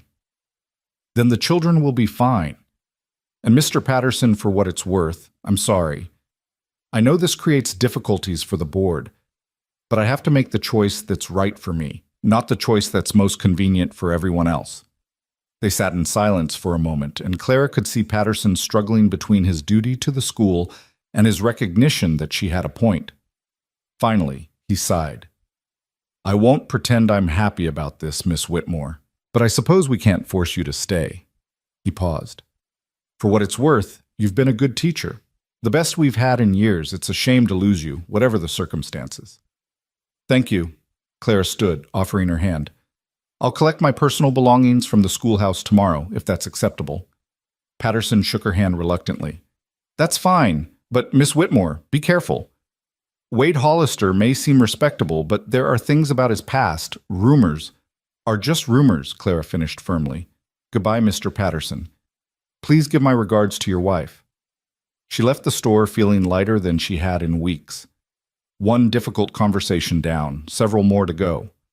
But she'd done it. She'd faced Harold Patterson and stated her choice clearly, without apology or shame. And if she could do that, she could face anyone. The news spread through Silver Creek like wildfire, just as Clara had known it would. By the time she walked back to Mrs. Henderson's boarding house, she could feel the weight of stares following her down the street. Curtains twitched in windows. Conversation stopped mid-sentence as she passed. She heard her name whispered more than once, always followed by Wade's, always with that particular tone that suggested scandal. Clara kept her head high and her steps steady. She'd made her choice. Let them talk. That evening, she sat down at the small desk in her room and wrote letters to her students' parents, explaining her decision with as much grace and diplomacy as she could manage. She told them about the ranch school, about the children who needed education, about her belief that this was where she could do the most good. Those things were her own, and she refused to make them part of this professional transition. It was past midnight when she finally set down her pen, her hand cramping from writing. Tomorrow she would deliver the letters. Tomorrow she would face her students one last time. Tomorrow she would begin the difficult work of standing firm in her choice while the town judged her for it. But tonight, she let herself feel the full weight of what she'd done. She'd turned down escape. She'd chosen the harder path. She'd allied herself with a man the town distrusted, accepted a position that would fuel gossip for months, and committed herself to a future that looked nothing like the safe, respectable life she'd imagined when Thomas had proposed. And somehow, despite the fear and uncertainty, Clara felt more herself than she had in years. The next morning dawned gray and cool, promising rain before evening. Clara dressed carefully in her most professional outfit, a navy dress with a high collar and practical boots, and braided her hair into a severe knot at the base of her neck. If she was going to face her students and their parents, she wanted to look like the competent educator she was, not the heartbroken woman people seemed to think she'd become. She arrived at the schoolhouse just as the morning bell was ringing, her arms full of the letters she'd written and a box for her personal belongings. The children were already streaming inside, their voices loud and excited in that particular way of Friday mornings when the weekend felt tantalizingly close. Several of them saw Clara and stopped dead, confusion and hope warring on their faces. "Miss Whitmore!" Jenny Martinez ran forward, her dark braids flying. "You're back! Mama said you went away, but I told her you wouldn't leave without saying goodbye." Clara's heart clenched. She crouched down to meet Jenny's eyes, aware that other children were gathering around, that Mrs. Patterson had appeared in the schoolhouse doorway looking stunned. "You're right, Jenny. I wouldn't leave without saying goodbye." Clara smiled, though it hurt. "Can you do me a favor? Can you help me gather everyone inside? I need to talk to all of you." 10 minutes later, 23 children sat at their desks, silent for perhaps the first time all year. Mrs. Patterson stood at the back of the room, her arms crossed, her expression unreadable. Clara stood at the front, her hands folded, trying to figure out how to explain this to children who'd already been through so much change. "I have something important to tell you all," she began. "And I want you to hear it from me, not from gossip or rumors or things people say in town. Can you do that?" 23 heads nodded solemnly. "I'm not going to be your teacher anymore," Clara said, and the words felt like stones in her mouth. "I've accepted a new teaching position at a school on a ranch outside of town. There are children there who don't have any way to get an education, and I've decided to teach them." The silence that followed was worse than any outcry could have been. Clara saw shock, betrayal, confusion, and hurt flash across her students' faces. Then Jenny Martinez raised her hand, tears already streaming down her cheeks. "Is it because of us?" she asked in a small voice. "Did we do something wrong?" "No." Clara crossed the room quickly, kneeling beside Jenny's desk. "No, sweetheart, you didn't do anything wrong. None of you did. You've been wonderful students, and teaching you has been one of the greatest joys of my life. This decision has nothing to do with you and everything to do with me choosing where I can help the most children." "But we need you," Tommy Parker protested. His older brother John nodded emphatically beside him. "Mrs. Patterson's nice and all, but she's not you. She doesn't make learning fun like you do." "Mrs. Patterson is an excellent teacher," Clara said firmly, glancing at the woman in question who looked touched despite herself. "And she'll take wonderful care of you, but more than that, you're all strong, intelligent students who are going to keep learning and growing no matter who's standing at the front of this classroom. I've taught you how to think, how to question, how to find answers. Those skills don't disappear just because I'm not here." "Will we ever see you again?" This from Sarah Mitchell, one of Clara's best readers, her voice wobbling. "Of course you will. I'm not leaving Silver Creek entirely. I'll still be in town sometimes for supplies and meetings, and—" Clara made a decision in that moment, one she hoped wouldn't come back to haunt her. "And if your parents say it's all right, maybe sometimes you could visit the ranch school. We could have combined lessons, sharing between two schools. Wouldn't that be exciting?" She saw interest spark in several faces, though the sadness didn't entirely fade. Michael O'Brien, a quiet boy who'd struggled with reading until Clara had found the right approach for him, raised his hand tentatively. "The kids at the ranch school," he said carefully. "Are they like us?" Clara understood what he was really asking. Were they worth losing their beloved teacher for? Were they deserving of the sacrifice Silver Creek's children were being asked to make? "They're exactly like you," Clara said firmly. "They're smart and curious and full of potential. They have dreams and questions and the same right to an education that every child has.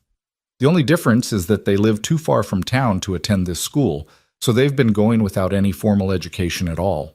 Some of them are 14 years old and can barely read. Can you imagine if you'd never learned to read? If nobody had ever taught you?" She saw comprehension dawn on several faces, saw empathy replace some of the hurt. These were good children, Clara reminded herself. They'd understand, given time. "I know this is hard," she continued, standing and addressing the whole class again. "Change is always hard, especially when you don't get to choose it. But I need you all to understand something important. Just because I'm not standing in this classroom every day doesn't mean I've stopped caring about you. You'll always be my students, my first students, and I'll always be proud of how hard you've worked and how much you've learned. That doesn't change." "When do you leave?" Jenny asked, still tearful, but calmer now. "Today is my last day," Clara admitted. "I know that's sudden, but Mrs. Patterson has been doing a wonderful job leading your lessons this week, and she'll continue to do so. And I've written letters to all of your parents explaining everything so they can answer any questions you have at home." The rest of the morning passed in a blur of tears, hugs, and bittersweet goodbyes. Clara helped Mrs. Patterson organize the next week's lessons, packed her few personal items from the desk, and tried not to cry as student after student came to say goodbye. By the time the lunch bell rang, she was emotionally exhausted and her box of belongings felt impossibly heavy. Mrs. Patterson followed her outside as the children scattered to eat their lunches. "That was well done," she said quietly. "I know it couldn't have been easy." "It wasn't," Clara admitted. "Mrs. Patterson, I hope you know this isn't a reflection on you or the school board, or it—" "I know." Mrs. Patterson surprised her with a small smile. "Miss Whitmore, I'll be honest with you. When I first heard you were leaving to teach at Wade Hollister's ranch, I thought you'd lost your mind. I thought you were making decisions out of heartbreak and poor judgment." She paused. "But watching you with those children just now, hearing you explain your reasons, I think I understand. You're not running away. You're running towards something. There's a difference." "That's what Wade said," Clara murmured. "Well, he's not wrong." Mrs. Patterson glanced back at the schoolhouse where childish laughter drifted through the windows. "These children will miss you terribly, but those ranch children need you more, and you're brave enough to recognize that. I respect it, even if I don't entirely approve of the circumstances." "Thank you," Clara said, meaning it. "That means more than you know." She spent the afternoon delivering her letters to parents throughout town, enduring a variety of reactions ranging from understanding to outrage. Mrs. Mitchell clutched her letter and sniffed about young women making impulsive decisions. Mr. O'Brien shook Clara's hand and told her he understood completely that his own sister had taught in a mining camp school and done wonderful work.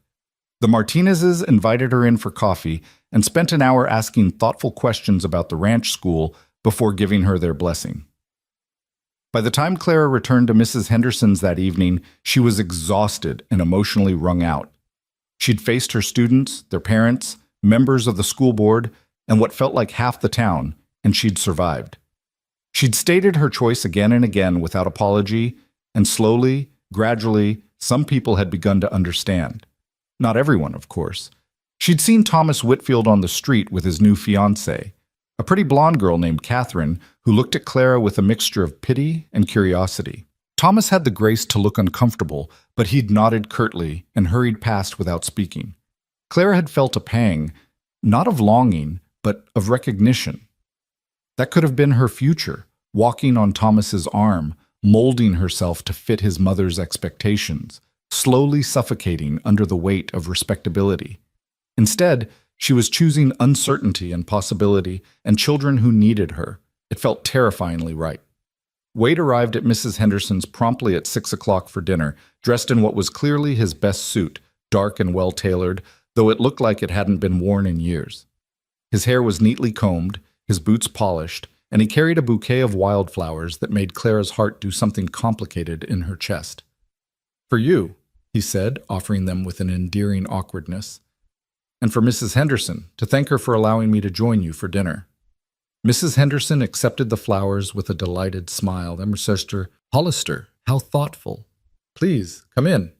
Dinner will be ready shortly." The boarding house dining room was set for 6. Clara, Wade, Mrs. Henderson, and 3 other residents. A widow named Mrs. Chen, a traveling salesman called Mr. Briggs, and a young woman named Alice who worked at the milliner's shop. All 3 stared at Wade with undisguised curiosity as he took his seat beside Clara. Mrs. Henderson had prepared a feast: roasted chicken, mashed potatoes, fresh vegetables, and apple pie for dessert. As they ate, Wade answered questions about his ranch with practiced ease, describing the cattle operation, the families who worked there, and the new schoolhouse. He was charming without being false, honest without being self-deprecating, and Clara watched him win over her fellow residents with a skill that suggested he'd done this before, made people see past his reputation to the man beneath. "So the children will have access to the same curriculum as town students?" Mrs. Chen asked, her interest genuine. "Better, hopefully," Wade said. "Miss Whitmore will have complete autonomy over lesson planning and teaching methods. No school board to second-guess her decisions, no parents demanding she teach only certain topics. Just good education tailored to each child's needs." "That sounds quite progressive," Mr. Briggs observed. Most ranch schools I've heard of are barely more than reading and arithmetic. Most ranch schools don't have Clara Whitmore teaching them, Wade said, and the pride in his voice made Clara's cheeks warm. After dinner, Wade and Clara took coffee on Mrs. Henderson's front porch, the September evening cool enough to warrant shawls but still pleasant. They sat in the porch swing, not quite touching, but close enough that Clara was hyper-aware of his presence beside her. "How did it go today?" Wade asked quietly. "With the students and parents?" "Better than I feared, worse than I hoped," Clara admitted. "The children were heartbroken, several parents were angry, and the whole town is gossiping about my questionable judgment. But I survived. I stated my case, stood my ground, and didn't apologize for my choices." "I'm proud of you," Wade said simply. Clara glanced at him, at this man who'd disrupted her entire life in the space of a single morning and somehow made it better. "Wade, can I ask you something? And will you give me an honest answer?" "Always." "Why me?" Clara set down her coffee cup, turning to face him more fully. "You said you'd been watching me for 2 years. You clearly had this school planned for months. Why wait until the morning I was leaving to approach me? Why not ask me weeks ago, before everything with Thomas, when I was still settled and stable?" Wade was quiet for a long moment, his expression thoughtful. "Honestly, because I was afraid." "Afraid of what?" "Afraid you'd say no because of my reputation. Afraid you'd think I had ulterior motives. Afraid that approaching you while you were still engaged to Thomas would seem inappropriate or threatening." He met her eyes.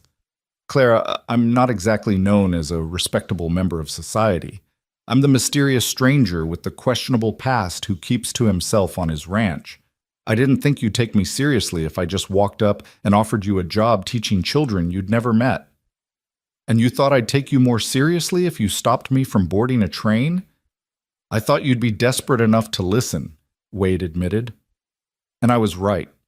If I'd approached you a month ago when your life was stable and your future was planned, you would have politely declined, and that would have been the end of it. But catching you at a moment of crisis, when you were already questioning everything, that gave me a chance to show you alternatives you might not have considered otherwise." Clara should have been offended by the manipulation. Instead, she found herself laughing. "That's remarkably calculating." "I prefer to think of it as strategic." Wade's smile was crooked. "But Clara, I need you to know something. Yes, I timed my approach deliberately. Yes, I took advantage of your circumstances. But everything I said on that platform, everything I've told you since, it's all true. I do think you're extraordinary.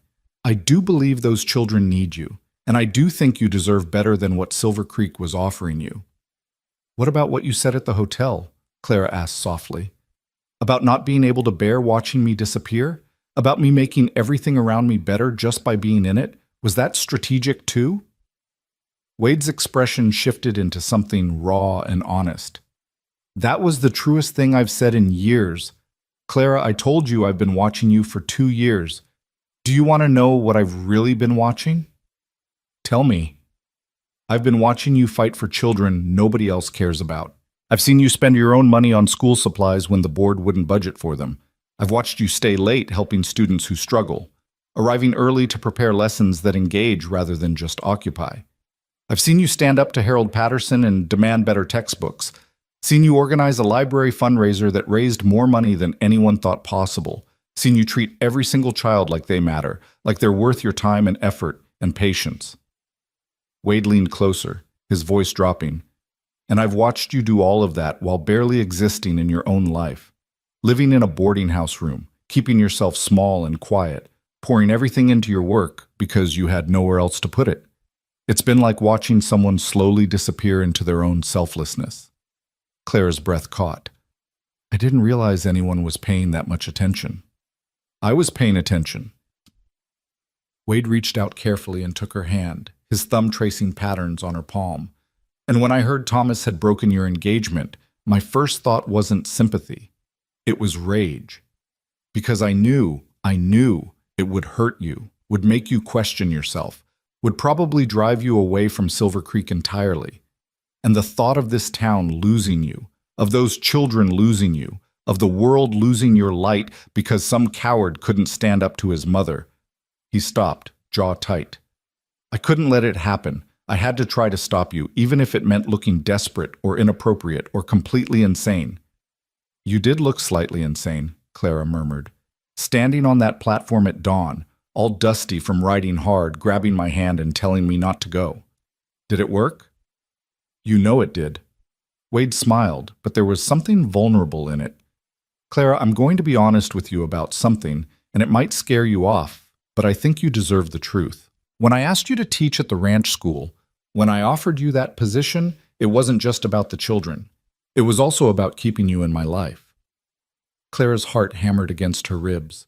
Wade, I know it's too soon. I know you're still healing from Thomas. I know we barely know each other beyond what I've observed from a distance, and you've learned in the past day. Wade's hand tightened on hers. But I also know that I haven't felt this way about anyone since Margaret Caldwell destroyed my trust in Boston. And even that doesn't compare to how I feel when I look at you. Like maybe all the loss and pain and rebuilding was leading somewhere. Like maybe I came west not just to escape my past, but to find my future. Clara couldn't breathe. This was too much, too fast, too intense. She should pull her hand away, should establish boundaries, should remind Wade that she was a mess of heartbreak and barely healed wounds with no business considering anything romantic. But his hand was warm in hers, and his eyes were honest, and he'd given her back her courage when she'd been ready to run. He'd offered her not just a job, but a purpose. Not just an alternative, but a calling. He'd seen her when she'd felt invisible, valued her when she'd felt disposable, believed in her when she'd stopped believing in herself.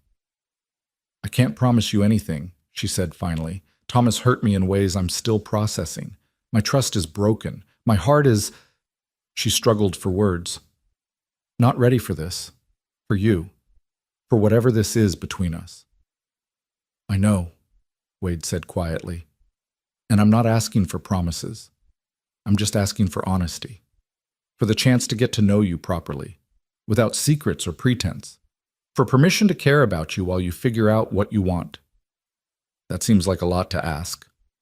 Probably, Wade smiled slightly. But I'm a patient man, Clara. I waited 2 years to approach you. I can wait as long as you need me to. They sat in silence for a moment, the porch swing creaking gently, the sound of evening crickets filling the air. Clara thought about Thomas, about how he'd courted her with flowers and pretty words and promises of a respectable future, about how he'd made her feel chosen, special, like she was exactly what he wanted, until his mother had disagreed and he'd folded like cheap fabric. Wade wasn't offering her flowers and pretty words. He was offering her truth and patience and a future built on her own terms. He was offering to wait while she healed, to care without demanding, to believe in her even when she couldn't believe in herself. It was terrifying. It was exhilarating. It was nothing like what Clara had thought she wanted, and somehow exactly what she needed. 1 month, she heard herself say. Give me 1 month to get the ranch school established, to figure out my teaching schedule, to prove to myself and everyone else that I made the right choice. 1 month where we're colleagues and friends and nothing more complicated than that. And then she drew in a shaky breath. And then we can talk about this, about us, about whatever might be possible. Wade's smile was like sunrise. 1 month. I can do that. Can you? Clara challenged. Can you really work with me every day, see me with the children, share meals with Maria and the families, and not... She struggled for words. Not push for more. Clara, I've been watching you from a distance for 2 years, wanting to know you, wanting to talk to you, wanting to understand how your mind works. Getting to actually spend time with you, to have real conversations, to watch you teach and see you smile. That's not settling for less. That's everything I've wanted. Wade squeezed her hand gently. I'll take whatever you're willing to give me, for as long as you're willing to give it, and I'll wait for more until you're ready, even if that's never. Just knowing you're in the world, doing work you love, being happy, that's enough. You're very good with words, Clara murmured. Is that a skill you learned in Boston high society? No, it's a skill I'm learning from you. Wade stood, reluctantly releasing her hand. I should go. It's getting late and you've had an exhausting day. But Clara, thank you for staying, for trusting me, for giving those children and yourself a chance at something better.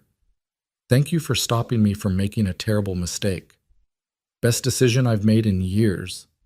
Wade tipped his hat to her, that old-fashioned gesture that should have looked silly but instead made her heart flutter. "I'll come by Sunday afternoon to drive you out to the ranch.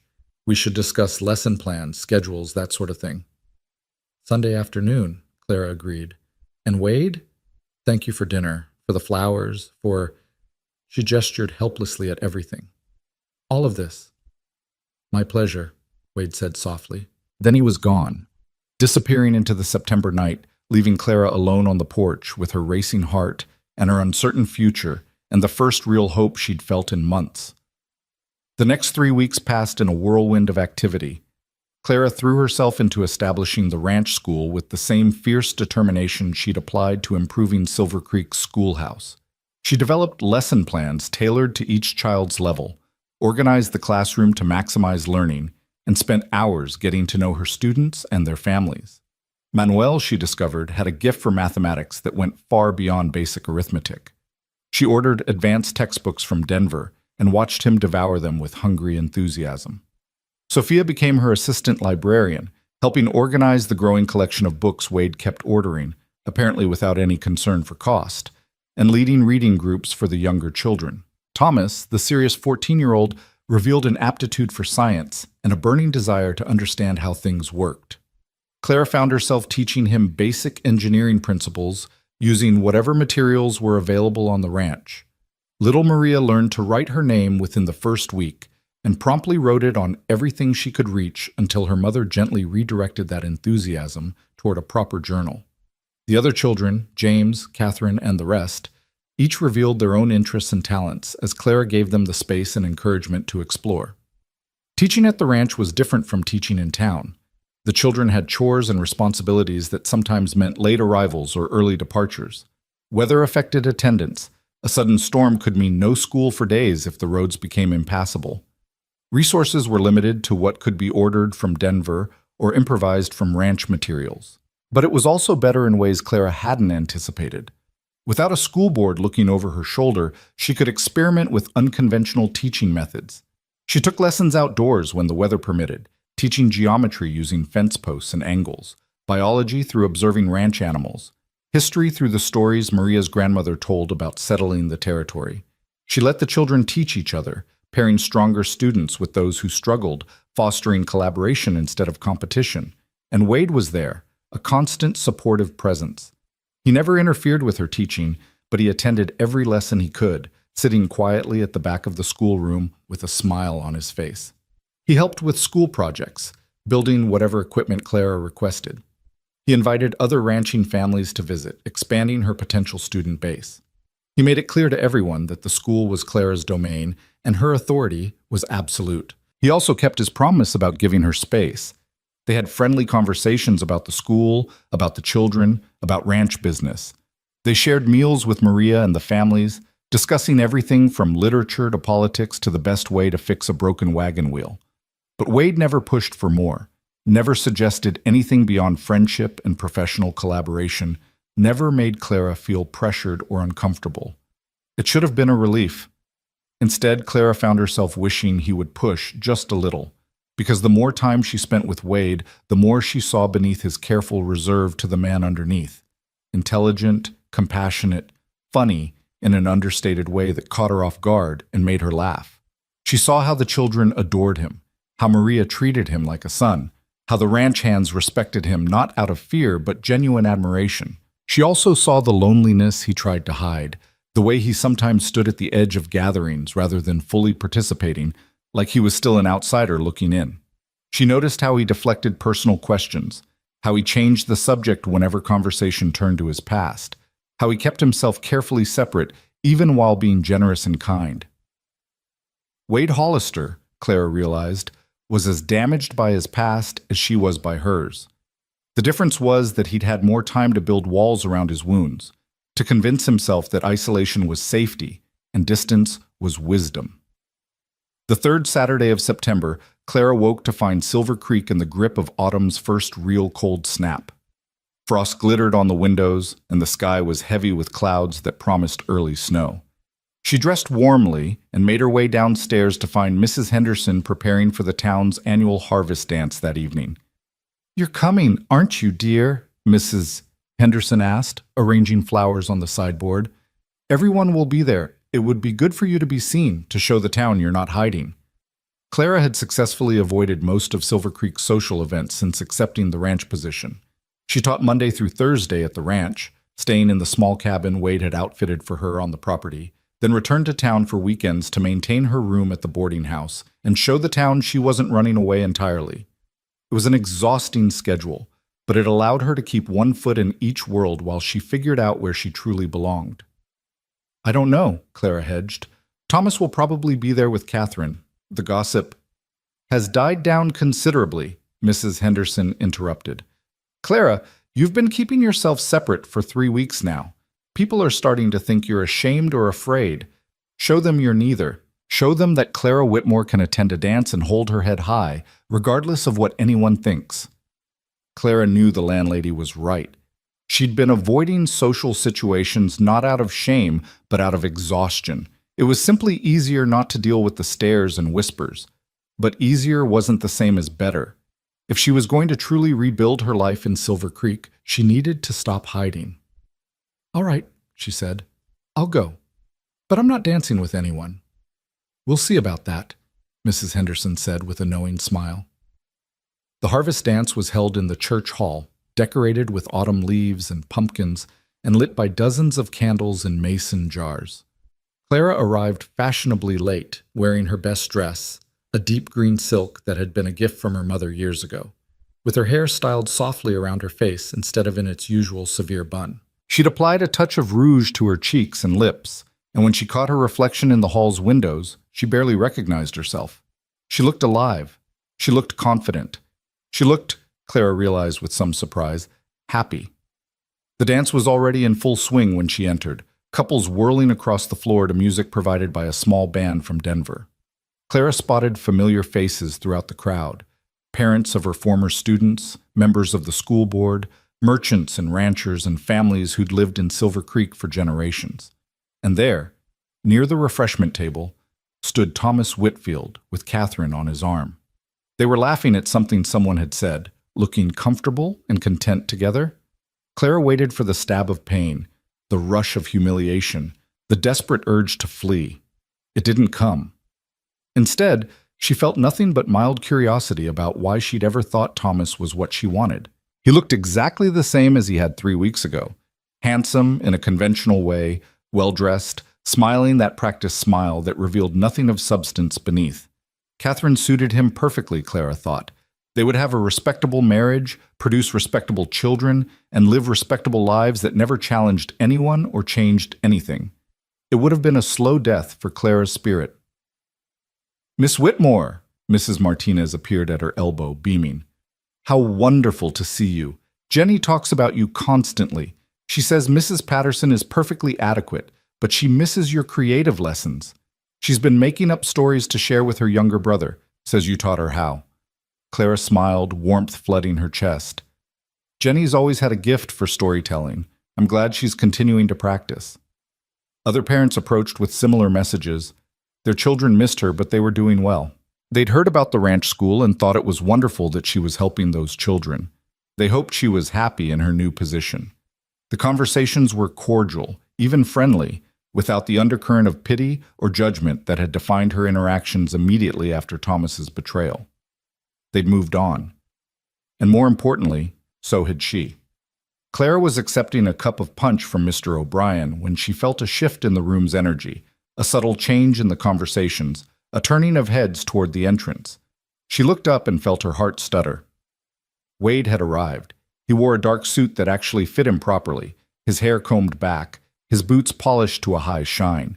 But what struck Clara wasn't his appearance, it was the way he carried himself. Wade typically moved through public spaces like he was trying not to be noticed, keeping to the edges, minimizing his presence. Tonight, he walked through the door like he had every right to be there, like he wasn't the mysterious outsider everyone whispered about, but simply another member of the community. His eyes scanned the room until they found Clara. When they did, his entire expression transformed, softened, brightened, warmed in a way that made her breath catch. He started toward her with clear purpose, and Clara became acutely aware that everyone in the room was watching this interaction with rapt attention.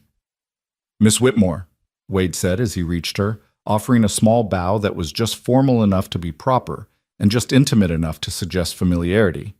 "You look beautiful." "Mr. Hollister." Clara was proud that her voice remained steady.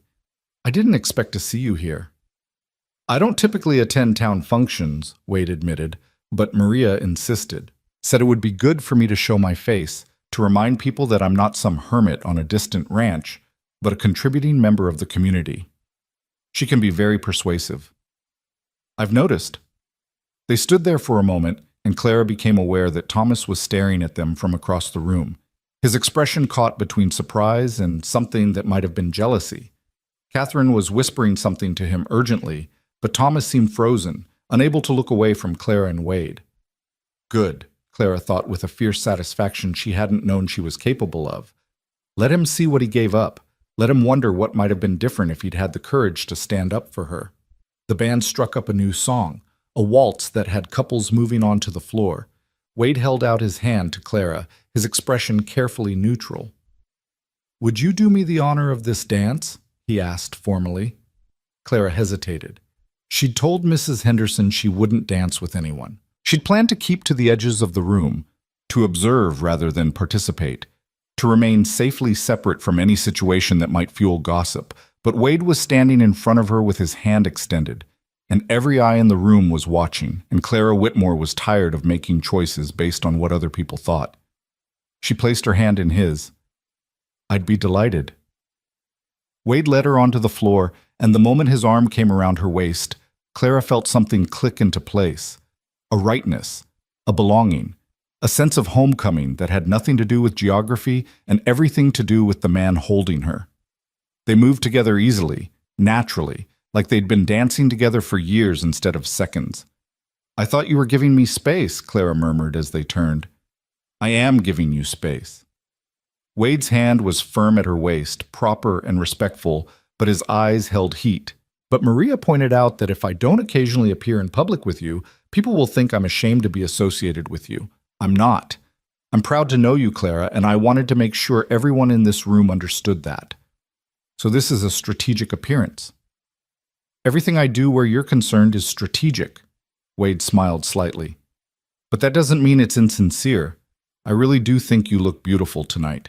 And I really have wanted to dance with you since the first time I saw you at one of these events 2 years ago, standing by the wall looking miserable while Thomas Whitfield ignored you to talk cattle prices with his friends." Clara blinked. "That was you?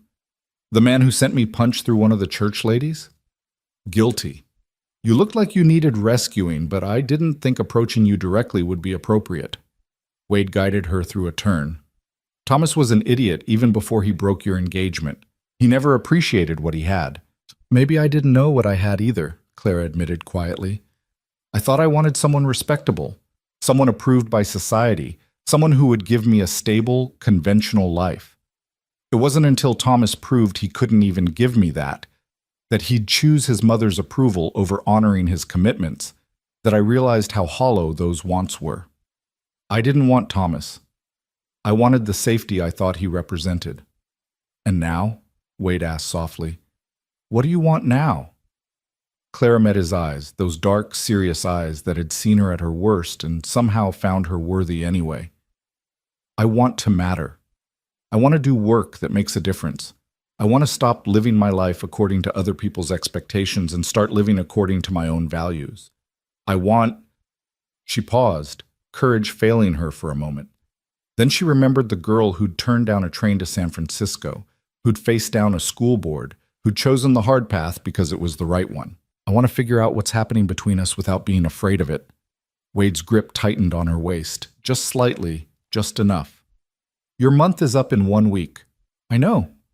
Will you be ready to talk about this then? About us?" Clara thought about the past 3 weeks, about watching Wade with the children, about long conversations over Maria's dinner table, about the way he looked at her when he thought she wasn't watching. She thought about how different he was from Thomas, how different she felt when she was with him, challenged, valued, seen for who she actually was, rather than who someone wanted her to be. She thought about all the reasons this was complicated and potentially disastrous. Wade's mysterious past, her wounded heart, the age difference.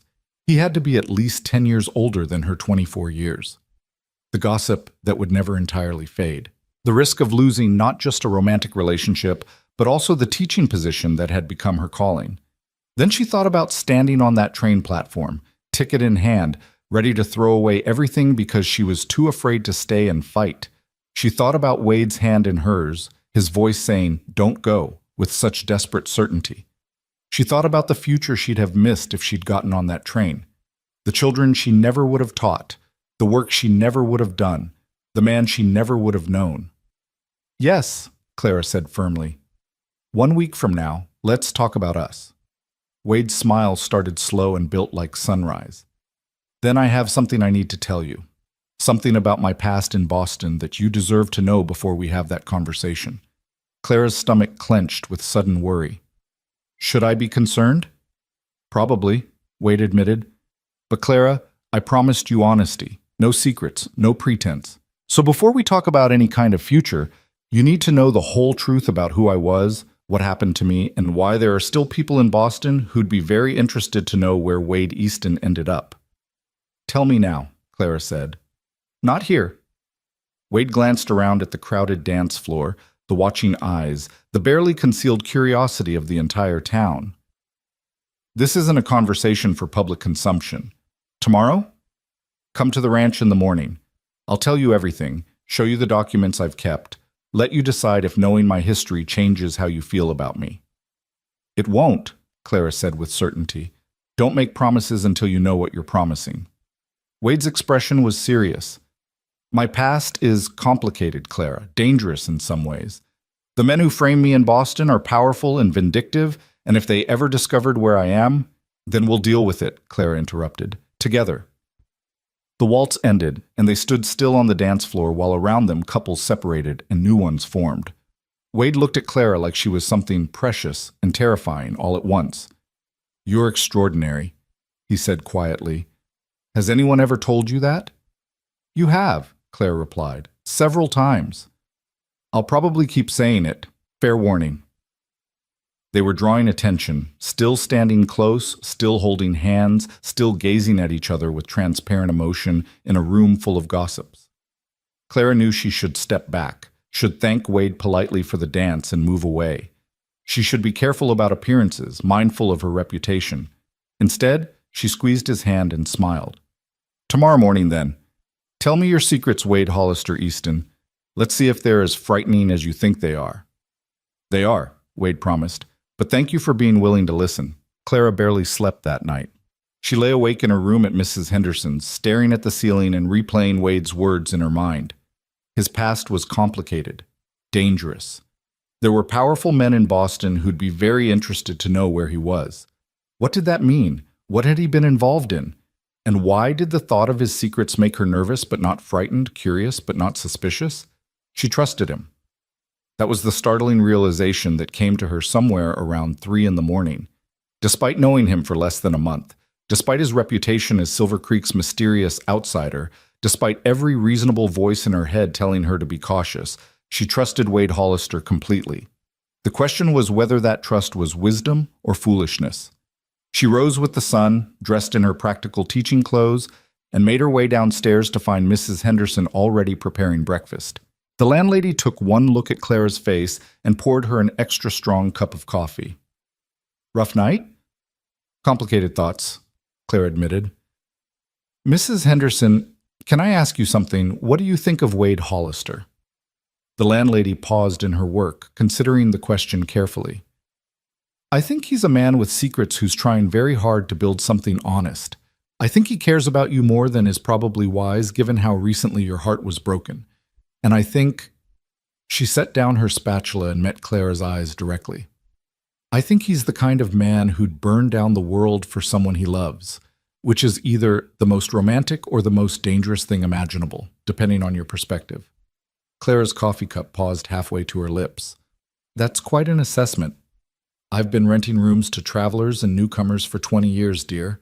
You learn to read people. Mrs. Henderson returned to her cooking. Whatever Mr. Hollister tells you today, whatever secrets he reveals, just remember that actions matter more than history. Judge him on what he's done since arriving in Silver Creek, not what might have happened in Boston or wherever else he came from. That's wise advice. I'm full of wisdom, Mrs. Henderson smiled. Comes with the gray hair and the boarding house. Now eat your breakfast. You'll need your strength for whatever today brings. Clara arrived at the ranch just after 9 o'clock, driving the small buggy she'd purchased with her first month's salary from Wade. A salary that was, as promised, considerably more generous than what Silver Creek had paid her. The morning was crisp and clear, the threatened snow having held off, and the ranch looked peaceful in the autumn sunlight. Wade was waiting on the porch, and the moment Clara saw him, she knew something was different. He wasn't wearing his usual work clothes, but rather the suit from the dance, like he was preparing for something formal and important. His expression was serious, almost grim, and there was tension in his shoulders that she'd never seen before. "Thank you for coming," he said as she climbed down from the buggy. "I know this is your day off, that you should be resting." "I want to be here," Clara interrupted. "Wait, you're making me nervous. Whatever you need to tell me, just tell me. It can't be worse than what I'm imagining." "Don't be so sure," but he managed a small smile. "Come inside. I have documents to show you, things I've kept locked away since arriving in Colorado. Maria's taken the children into town for supplies, so we'll have privacy." They settled in Wade's study, a room Clara had never entered before. It was lined with bookshelves filled with volumes on everything from cattle ranching to classical philosophy, with a large desk positioned beneath a window that looked out over the corrals. Wade went to a locked cabinet, withdrew a metal strongbox, and set it on the desk between them. "Everything I'm about to tell you is true," he said, unlocking the box with a key he wore on a chain around his neck.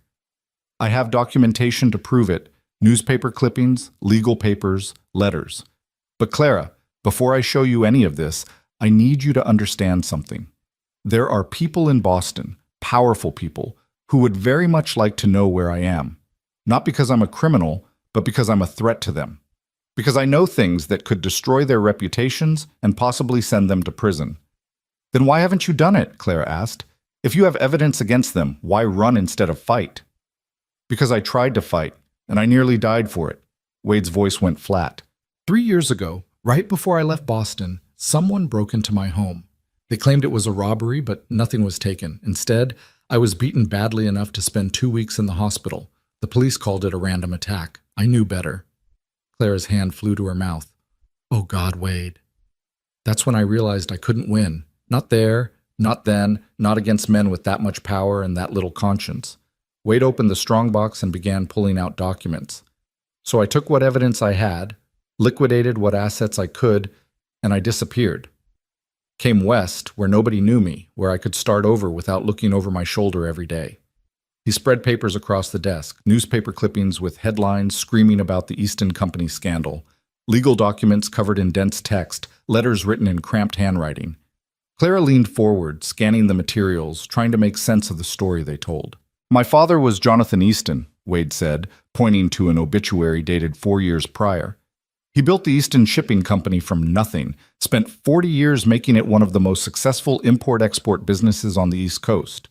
When he died, I inherited everything: the company, the warehouses, the ships, the accounts. I was 22 years old and completely unprepared." "That's not your fault," Clara said. "Nobody's prepared to lose their father at 22. "Maybe not. But I should have been smarter, should have questioned more, investigated more, paid attention to things that didn't add up." Wade pulled out a ledger, its pages filled with columns of numbers. "For the first 6 months, I just tried to keep things running. Signed papers my father's business partners put in front of me, approved shipments, paid bills. I trusted the men my father had trusted, assumed they were as honest as he'd been. But they weren't. Well, they were embezzling systematically, had been for years. Skimming from accounts, overcharging clients, and pocketing the difference, using our ships to smuggle goods and avoid customs taxes. They'd been stealing from my father and hiding it well enough that he never caught on. But when I inherited, they saw an opportunity, a grieving, inexperienced kid who'd sign anything they put in front of him. They got greedy." Wade pulled out another document, This one showing bank transactions that even Clara could see didn't add up. I finally noticed discrepancies about 8 months after my father died. Money that should have been in certain accounts wasn't there. Shipments that our manifest showed as delivered, but clients claimed they never received. I started investigating quietly, hiring auditors, tracking transactions, and what I found— He stopped, jaw tight. My father's partners had stolen nearly $500,000 over the previous 5 years. They'd used our company for smuggling operations that involved everyone from dock workers to customs officials to politicians. It was massive, systematic, and completely illegal. Clara's head spun. $500,000 was an incomprehensible sum. What did you do? I confronted them. Stupidest thing I've ever done. Wade's laugh was bitter. I gathered my evidence, called a meeting with all 3 partners, Richard Blackwood, Samuel Crane, and James Hartford, and I told them I knew what they'd been doing.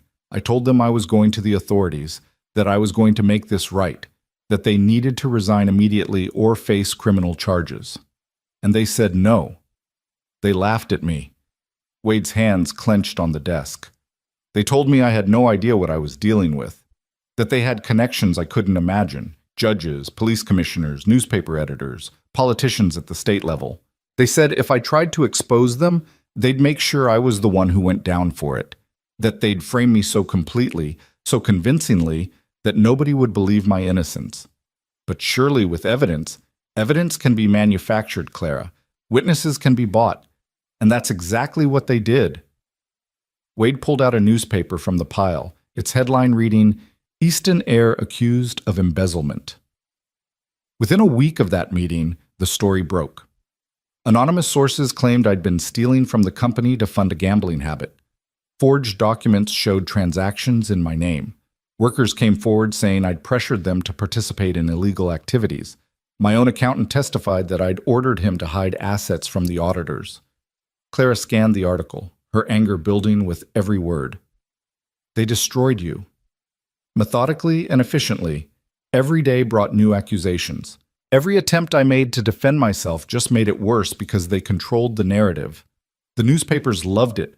Rich kid destroys father's legacy through greed and incompetence. It was the perfect scandal. Wade's voice was hollow. My fiancée, Margaret, ended our engagement with a letter. My friends stopped returning my calls. Former business associates crossed the street to avoid me. And through it all, Blackwood and his partners played the role of disappointed advisors trying to save the company from my corruption. What about lawyers, someone to defend you? I hired the best lawyers money could buy. They filed lawsuits, demanded investigations, tried to get my evidence admitted in court. But every judge we went before had connections to either Blackwood or Hartford. Every hearing went against us. My lawyers started receiving threats. Nothing overt, just suggestions that continuing to represent me might be bad for their careers.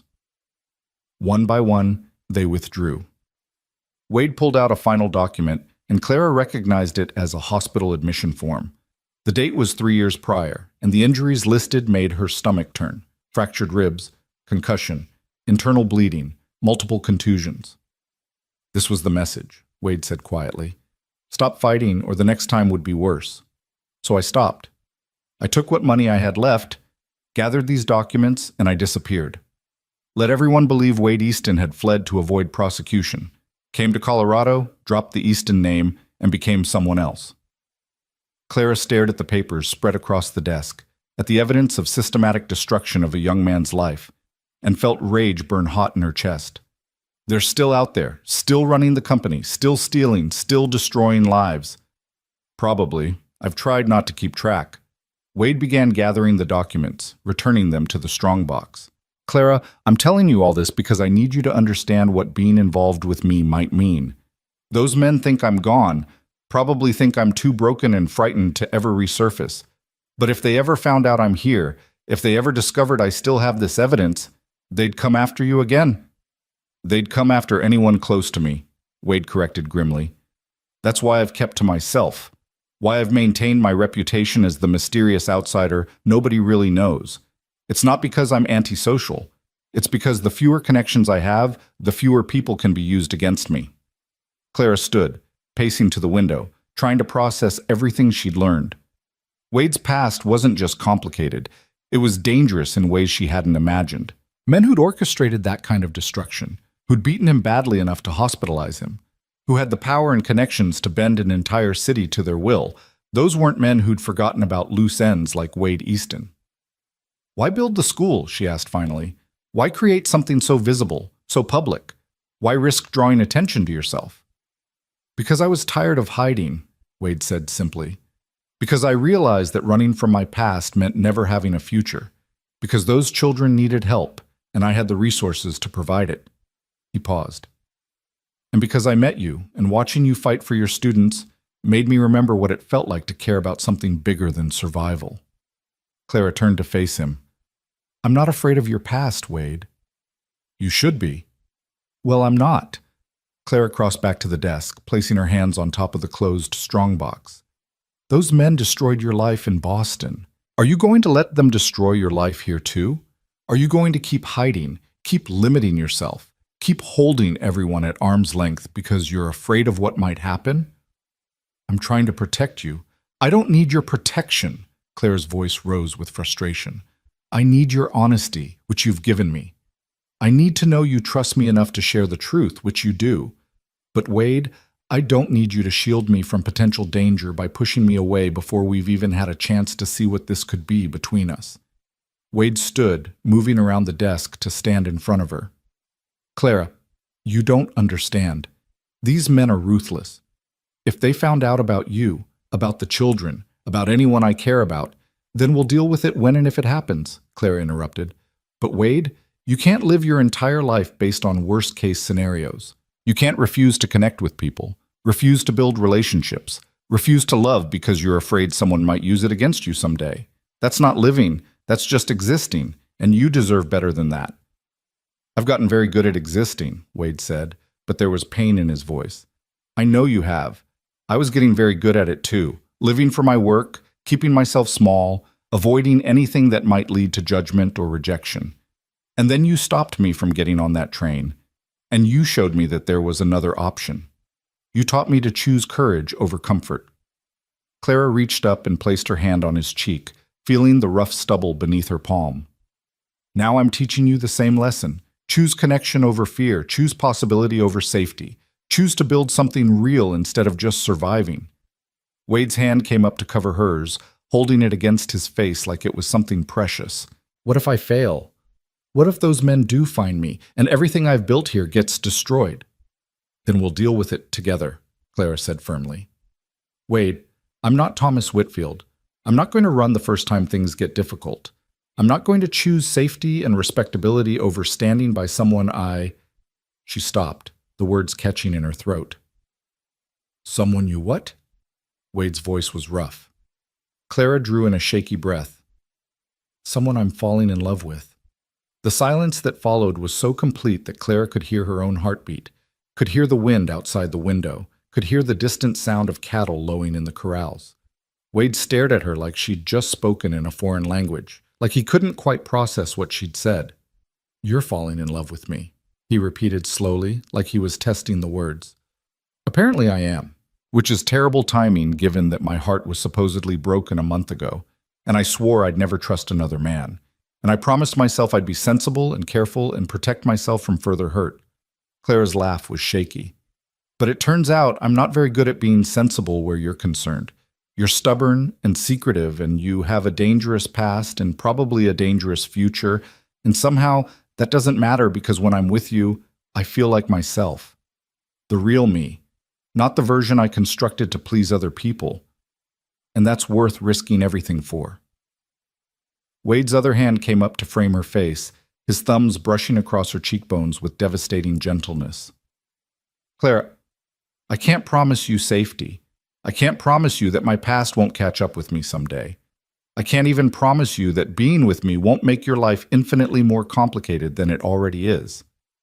I know, but I can promise you that I will fight for you with everything I have, that I will stand by you the way you're standing by me, that I will never ever choose safety over you or respectability over honoring my commitments to you. Wade leaned his forehead against hers, his breath warm on her face. And I can promise you that I've been half in love with you since the first time I saw you standing up to Harold Patterson about those textbooks, demanding better for your students even though you knew the school board would fight you on it. You were magnificent, and I thought to myself, there's a woman worth knowing. I've been trying to know you ever since. You stopped me from boarding a train, Clara murmured. I think that counts as knowing me. I stopped you from making a mistake. There's a difference. Wade pulled back slightly, meeting her eyes. Clara, I need to know. Are you sure about this? About me? Because once we cross this line, once I allow myself to really care about you the way I want to, there's no going back. I will love you completely, fiercely, with everything I am. And if you're not ready for that, if there's any part of you that's still healing from Thomas was never capable of loving me the way you're describing, Clara interrupted. He loved the idea of me, the respectable schoolteacher who'd look good on his arm at social functions and run his household efficiently. He didn't love the real me, the woman who fights too hard and cares too much and refuses to accept things as they are when they could be better. You love that woman. You see that woman. And Wade, I've never felt more known, more understood, more valued than I do when I'm with you. Even knowing what you know about my past? Especially knowing what I know about your past, Clara said firmly. You were young and grieving, and you made the best choices you could with the information you had. Those men betrayed your trust and destroyed your life, and instead of letting it make you bitter and cruel, you came west and built something good. You created a home for families who needed work. You built a school for children who had no access to education. You've been quietly helping this community for 3 years without asking for recognition or gratitude. That's who you are, Wade. Not the scandal in Boston, not the victim of corruption. You're the man who sees needs and fills them, who cares about people even when it's safer not to, who stopped me from running away because you believed I was capable of more than my fear told me I was. Wade's expression cracked, and Clara saw raw emotion flood his features. Hope and fear and something that looked like relief. I don't deserve you. Probably not. I don't deserve you either. Clara smiled. But Wade, maybe that's not the point. Maybe the point is that we've both been through hell, and we came out the other side still capable of caring, still willing to try, still brave enough to risk our hearts one more time. Maybe we deserve each other precisely because we understand what it costs to be vulnerable after you've been destroyed. Wade made a sound that was half laugh, half sob, and then he was kissing her. Not the gentle, careful kiss Clara might have expected, but something desperate and claiming, like he was trying to convince himself she was real.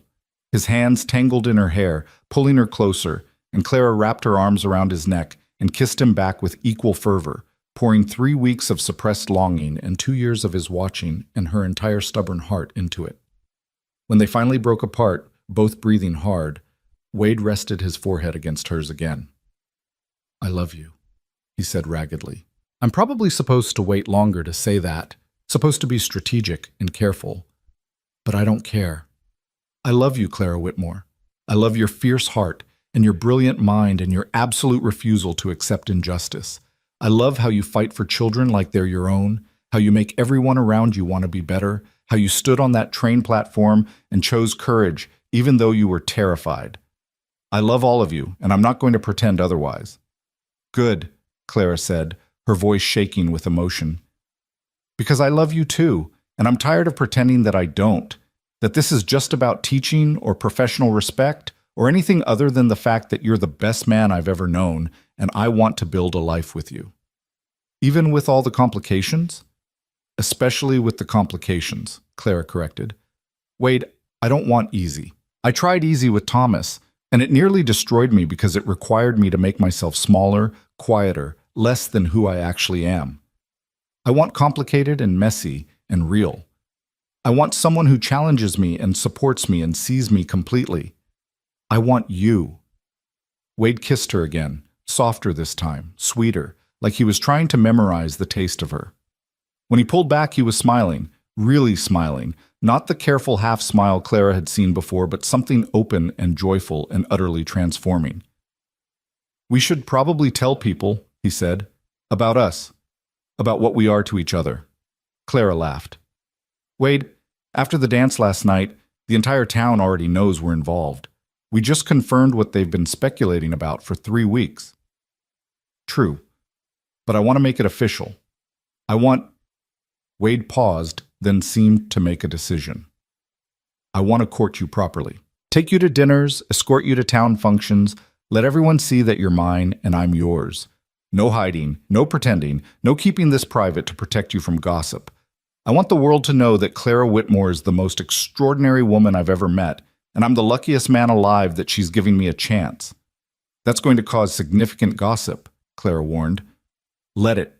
I don't care anymore. Wade's expression was determined. I've spent 3 years hiding, being careful, keeping everyone at a distance. I'm done with that. You taught me to choose courage over comfort, Clara. So I'm choosing. I'm choosing you, publicly and without apology. Clara felt tears prick her eyes again, happy tears this time, tears of relief and joy, and the overwhelming sense of being exactly where she was meant to be.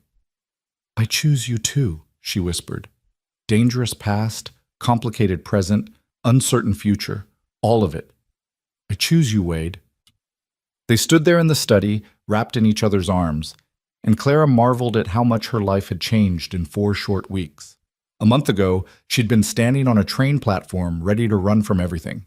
Now she was standing in the arms of a man who'd chased away her train, given her purpose, and somehow convinced her that she was brave enough to face anything. The sound of a wagon approaching broke through their moment.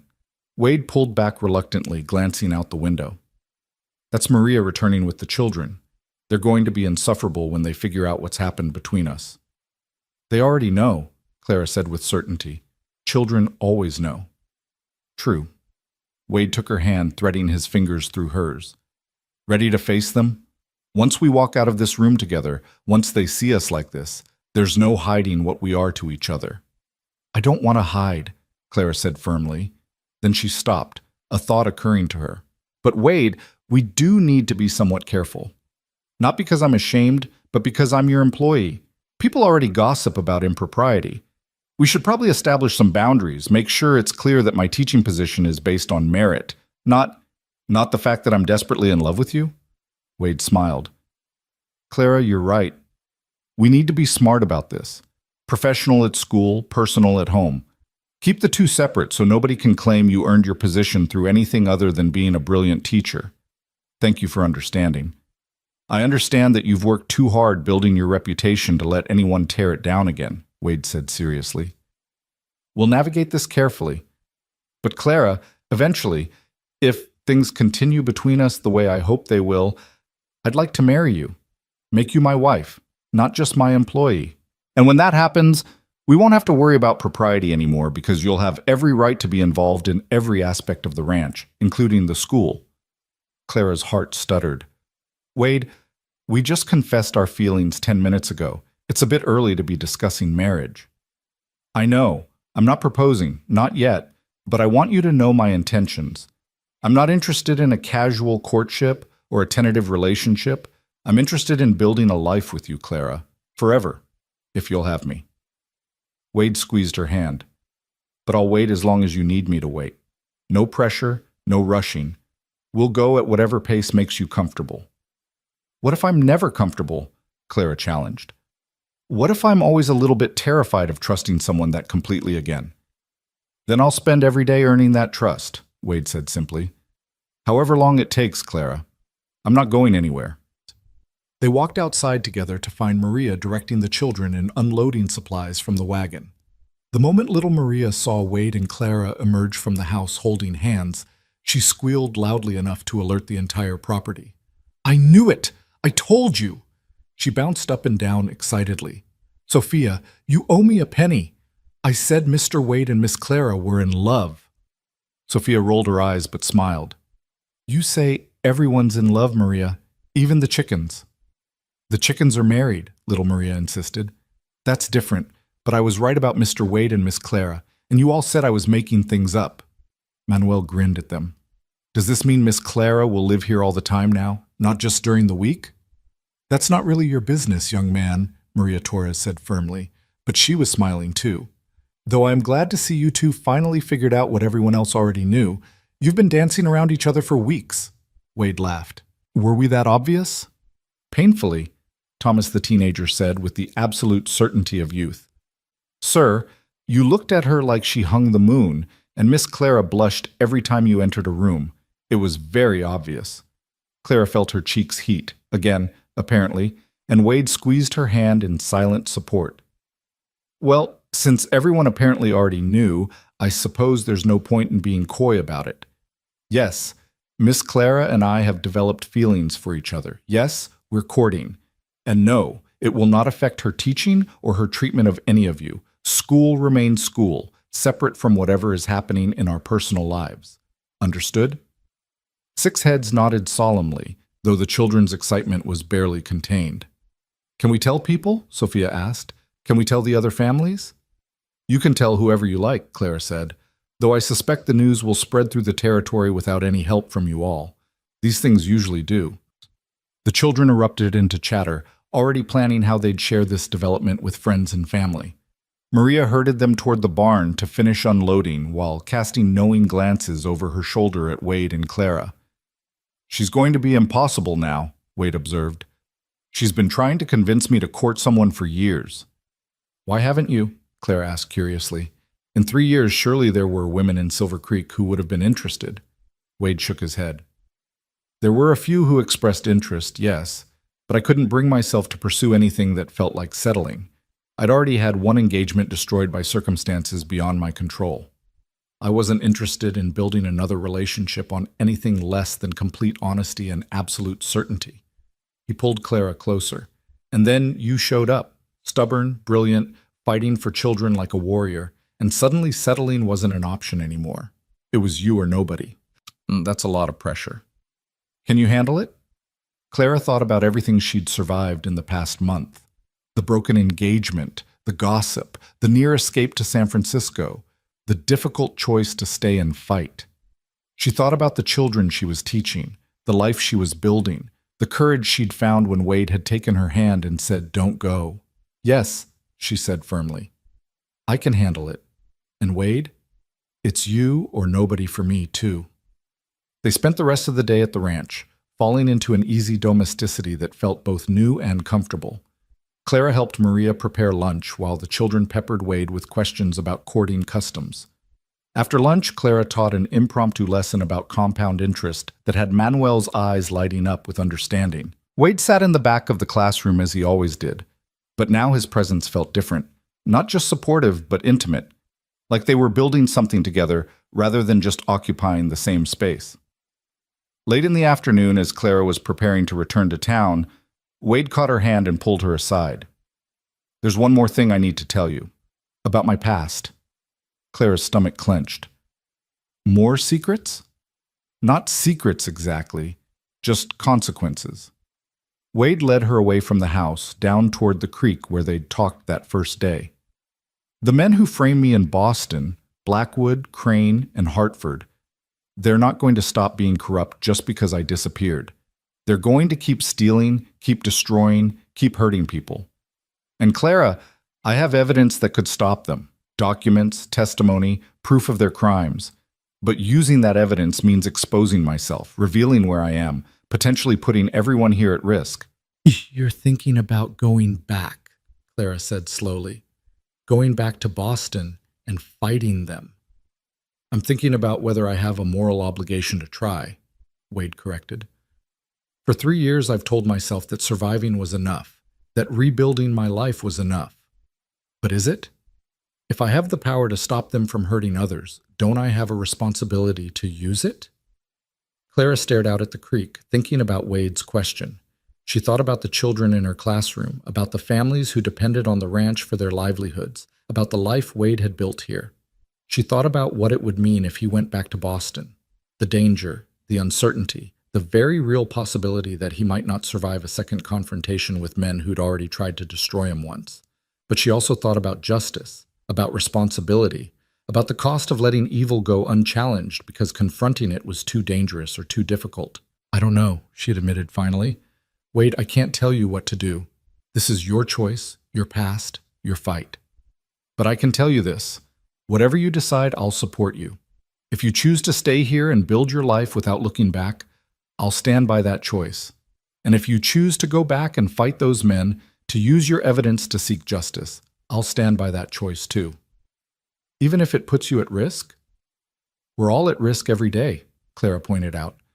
I could have stayed in that safe, respectable life Thomas was offering me, and I'd still be at risk of losing myself, of wasting my potential, of dying slowly from suffocation in a life that didn't fit. At least this risk means something. At least it's for justice rather than just comfort. Wade pulled her into his arms, holding her tight against his chest. How did I get so lucky to find you? You stopped a train, Clara reminded him, her voice muffled against his shirt. Pretty dramatic gesture. I was bound to be impressed. I'd do it again, Wade said seriously. Every day for the rest of my life, I'd stop that train, Clara. I'd chase you down and convince you to stay, because a world without you in it is immeasurably worse than one where you're here, challenging me and loving me and making everything brighter just by existing. Clara pulled back to look up at him. You don't have to decide about Boston today. Think about it, weigh your options, consider what's at stake. Whatever you decide, we'll face it together. That's what love means, isn't it? Facing the hard things together instead of alone. I suppose it is, Wade agreed. He kissed her forehead gently. You should head back to town. It'll be dark soon, and I don't want you navigating those roads after sunset. Will I see you this week? Try to stop me, Wade said with a smile. I'll come to town Thursday evening for dinner if Mrs. Henderson will have me. And Clara? Thank you for listening, for understanding, for not running when you learned about my past. It means more than I can say. I told you I wouldn't run, Clara reminded him. I meant it. She drove back to Silver Creek as the sun set, painting the sky in shades of gold and rose and purple. The road was familiar now, well-traveled over the past 3 weeks, and Clara let her mind wander as the buggy rolled along. She thought about Wade's past, about the choice facing him, about the future they were building together despite all the complications and uncertainties. Most of all, she thought about how different her life looked now compared to a month ago. She'd gone from planning her escape to planning her future, from running from pain to running toward purpose, from broken and ashamed to loved and valued and known. And it had all started with 2 words spoken on a train platform. Don't go. The news of Wade and Clara's courtship spread through Silver Creek and the surrounding ranches like wildfire, exactly as they had expected. By Monday morning, when Clara returned to the ranch to resume teaching, she found several of the neighboring families had stopped by with congratulations and thinly veiled curiosity. Mrs. Torres from the adjacent property brought fresh-baked bread and spent 20 minutes asking pointed questions about wedding plans. Mr. Chen, who ran cattle on the eastern boundary, shook Wade's hand with approval and told Clara she'd chosen well. Even the supply wagon driver from town made a comment about finally seeing some happiness on the Hollister ranch. Clara handled it all with as much grace as she could muster, deflecting questions about timelines and future plans while maintaining her professional demeanor with the children. The students, for their part, seemed thrilled by the development but respected the boundaries she'd established. School remained school, with Clara as their teacher first and Wade's sweetheart second. It was Wednesday afternoon during a geography lesson about the eastern seaboard when everything changed. Clara was pointing out Boston on the map, explaining its importance as a shipping port, when she noticed Wade standing in the doorway of the schoolhouse. That wasn't unusual. He often stopped by to observe lessons, but his expression stopped her mid-sentence. He looked stricken, pale beneath his tan, holding a telegram in his hand like it might bite him. Children, Clara said, keeping her voice steady despite the sudden hammering of her heart. Please work on the reading assignment on page 43. I need to speak with Mr. Hollister for a moment. She met Wade outside, closing the schoolhouse door behind her. What's wrong? Wade handed her the telegram without speaking. Clara's hand shook slightly as she unfolded it, reading the brief message typed in impersonal capital letters. Wade Easton. Stop, your location, known, stop. Blackwood. Arriving. Denver next week. Stop suggests meeting to discuss mutual interests. Stop. Advise caution. Stop. Henry Walsh. Who's Henry Walsh? Clara asked, her mouth dry. One of the lawyers who represented me in Boston. The only one who didn't abandon me when things got bad. Wade's voice was hollow. He's been keeping tabs on Blackwood and the others, sending me occasional updates to a post office box in Denver. I check it every few months. This was waiting when I went for supplies yesterday. Clara read the telegram again, her mind racing. Blackwood's coming here. How did he find you? I don't know. I've been so careful, using cash transactions, keeping the ranch under the Hollister name only, staying out of any official records. Wade ran a hand through his hair, frustration evident in every line of his body. But someone must have recognized me, or made the connection somehow. Maybe someone from Boston traveling through. Maybe a clerk who processes too many documents. It doesn't matter how. What matters is that he knows, and he's coming. What does he want? The telegram says to discuss mutual interests, but that's code. Wade's jaw tightened. He wants my evidence, the documents I have proving his corruption. He wants them destroyed. And he wants my silence guaranteed. Permanently. Clara's blood ran cold. Wade, you can't meet with him. If he was willing to have you beaten in Boston, what makes you think he won't try something worse here? I know, but if I don't meet with him, he'll come looking for me anyway. At least if I agree to a meeting, I can control the circumstances, choose the location, prepare. Wade looked at her, and Clara saw fear warring with determination in his eyes. Clara, I need to send you away. You and the children and all the families on the ranch. I need to get everyone to safety before Blackwood arrives. Absolutely not, Clara said firmly. Wade, we're not abandoning you to face this alone. This isn't your fight. The hell it isn't. Clara's voice rose, and she forced herself to lower it, aware of the children inside who might overhear. You told me just days ago that if you decided to fight, I'd stand by that choice. Well, someone made the choice for you. Blackwood's coming whether you want him to or not. So the question isn't whether I'm staying, I am. The question is how we handle this together. Wade stared at her, something like awe crossing his face. You're not afraid.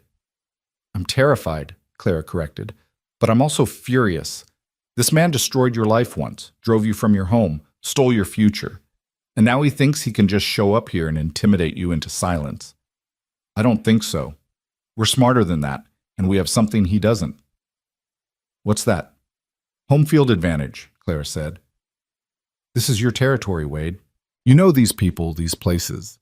You have allies here. The families who work for you, the ranchers who respect you, even some people in town who've come to see past your reputation. Blackwood's coming into unfamiliar territory, probably alone or with limited support. That gives us options. Wade pulled her into his arms, holding her so tightly it almost hurt. I don't deserve you. We've established that, Clara murmured against his chest.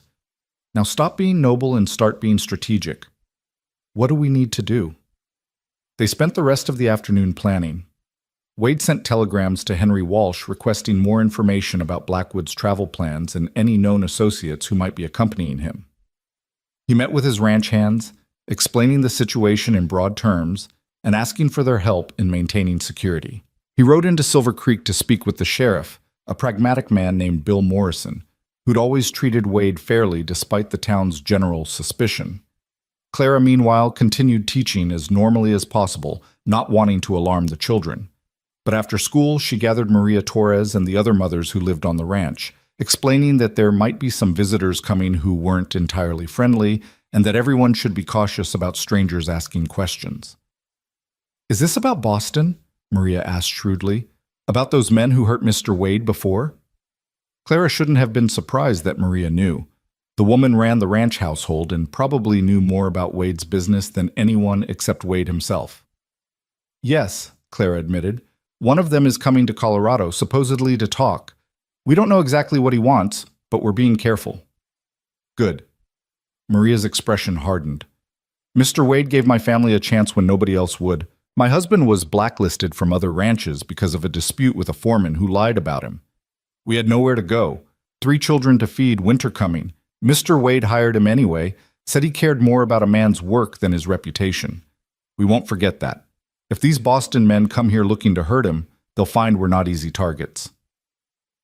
Similar conversations happened throughout the ranch community. The families who'd found homes and livelihoods here were fiercely loyal to Wade, and they made it clear they'd stand with him against any threat. By the time evening fell, the ranch felt less like a vulnerable target and more like a fortress preparing for siege. Thursday evening, Wade came to Mrs. Henderson's for dinner, as promised, though the mood was considerably more tense than their previous shared meals. Over coffee on the porch afterward, he showed Clara the response from Henry Walsh. Blackwood's traveling with his son, Jonathan, and a hired investigator named Pierce, Wade summarized. They're staying at the Grand Hotel in Denver and plan to send word about a meeting location once they've assessed the situation. Henry says to be extremely careful. Pierce has a reputation for violence, and Jonathan Blackwood is apparently just as ruthless as his father. When do they arrive in Denver? They're already there. The telegram was sent 2 days ago. Wade's hands tightened on his coffee cup. They could send word any day now. Clara took a deep breath, steadying herself. Then we need to be ready. Wade, I think you should agree to meet with them, but on your terms. Not in Denver, where they have the advantage, and not on the ranch where the families could be at risk. Somewhere public, somewhere in Silver Creek, where there are witnesses and the sheriff can maintain order. They won't agree to that. Then they don't really want to talk, do they? They want to intimidate and threaten you in private. Clara set down her own cup, leaning forward intently. But if Blackwood really believes he can buy your silence or convince you to hand over your evidence, he'll have to agree to a public meeting. Otherwise, his trip west was a waste of time and money. Wade considered this, his expression thoughtful. The Grand Hotel dining room. Public, witnesses, the sheriff's office right across the street. If Blackwood wants to meet, that's where it happens. And we make sure you're not alone, Claire added. I'll be there, obviously. But also Henry Walsh, if he can travel from Denver, the sheriff, maybe some of the ranch hands positioned nearby. Not threatening, just present. A reminder that you're not the isolated, friendless target you were in Boston. Clara, if anything happens, if they try something, then we'll deal with it, Clara interrupted firmly. Wade, I'm not naive.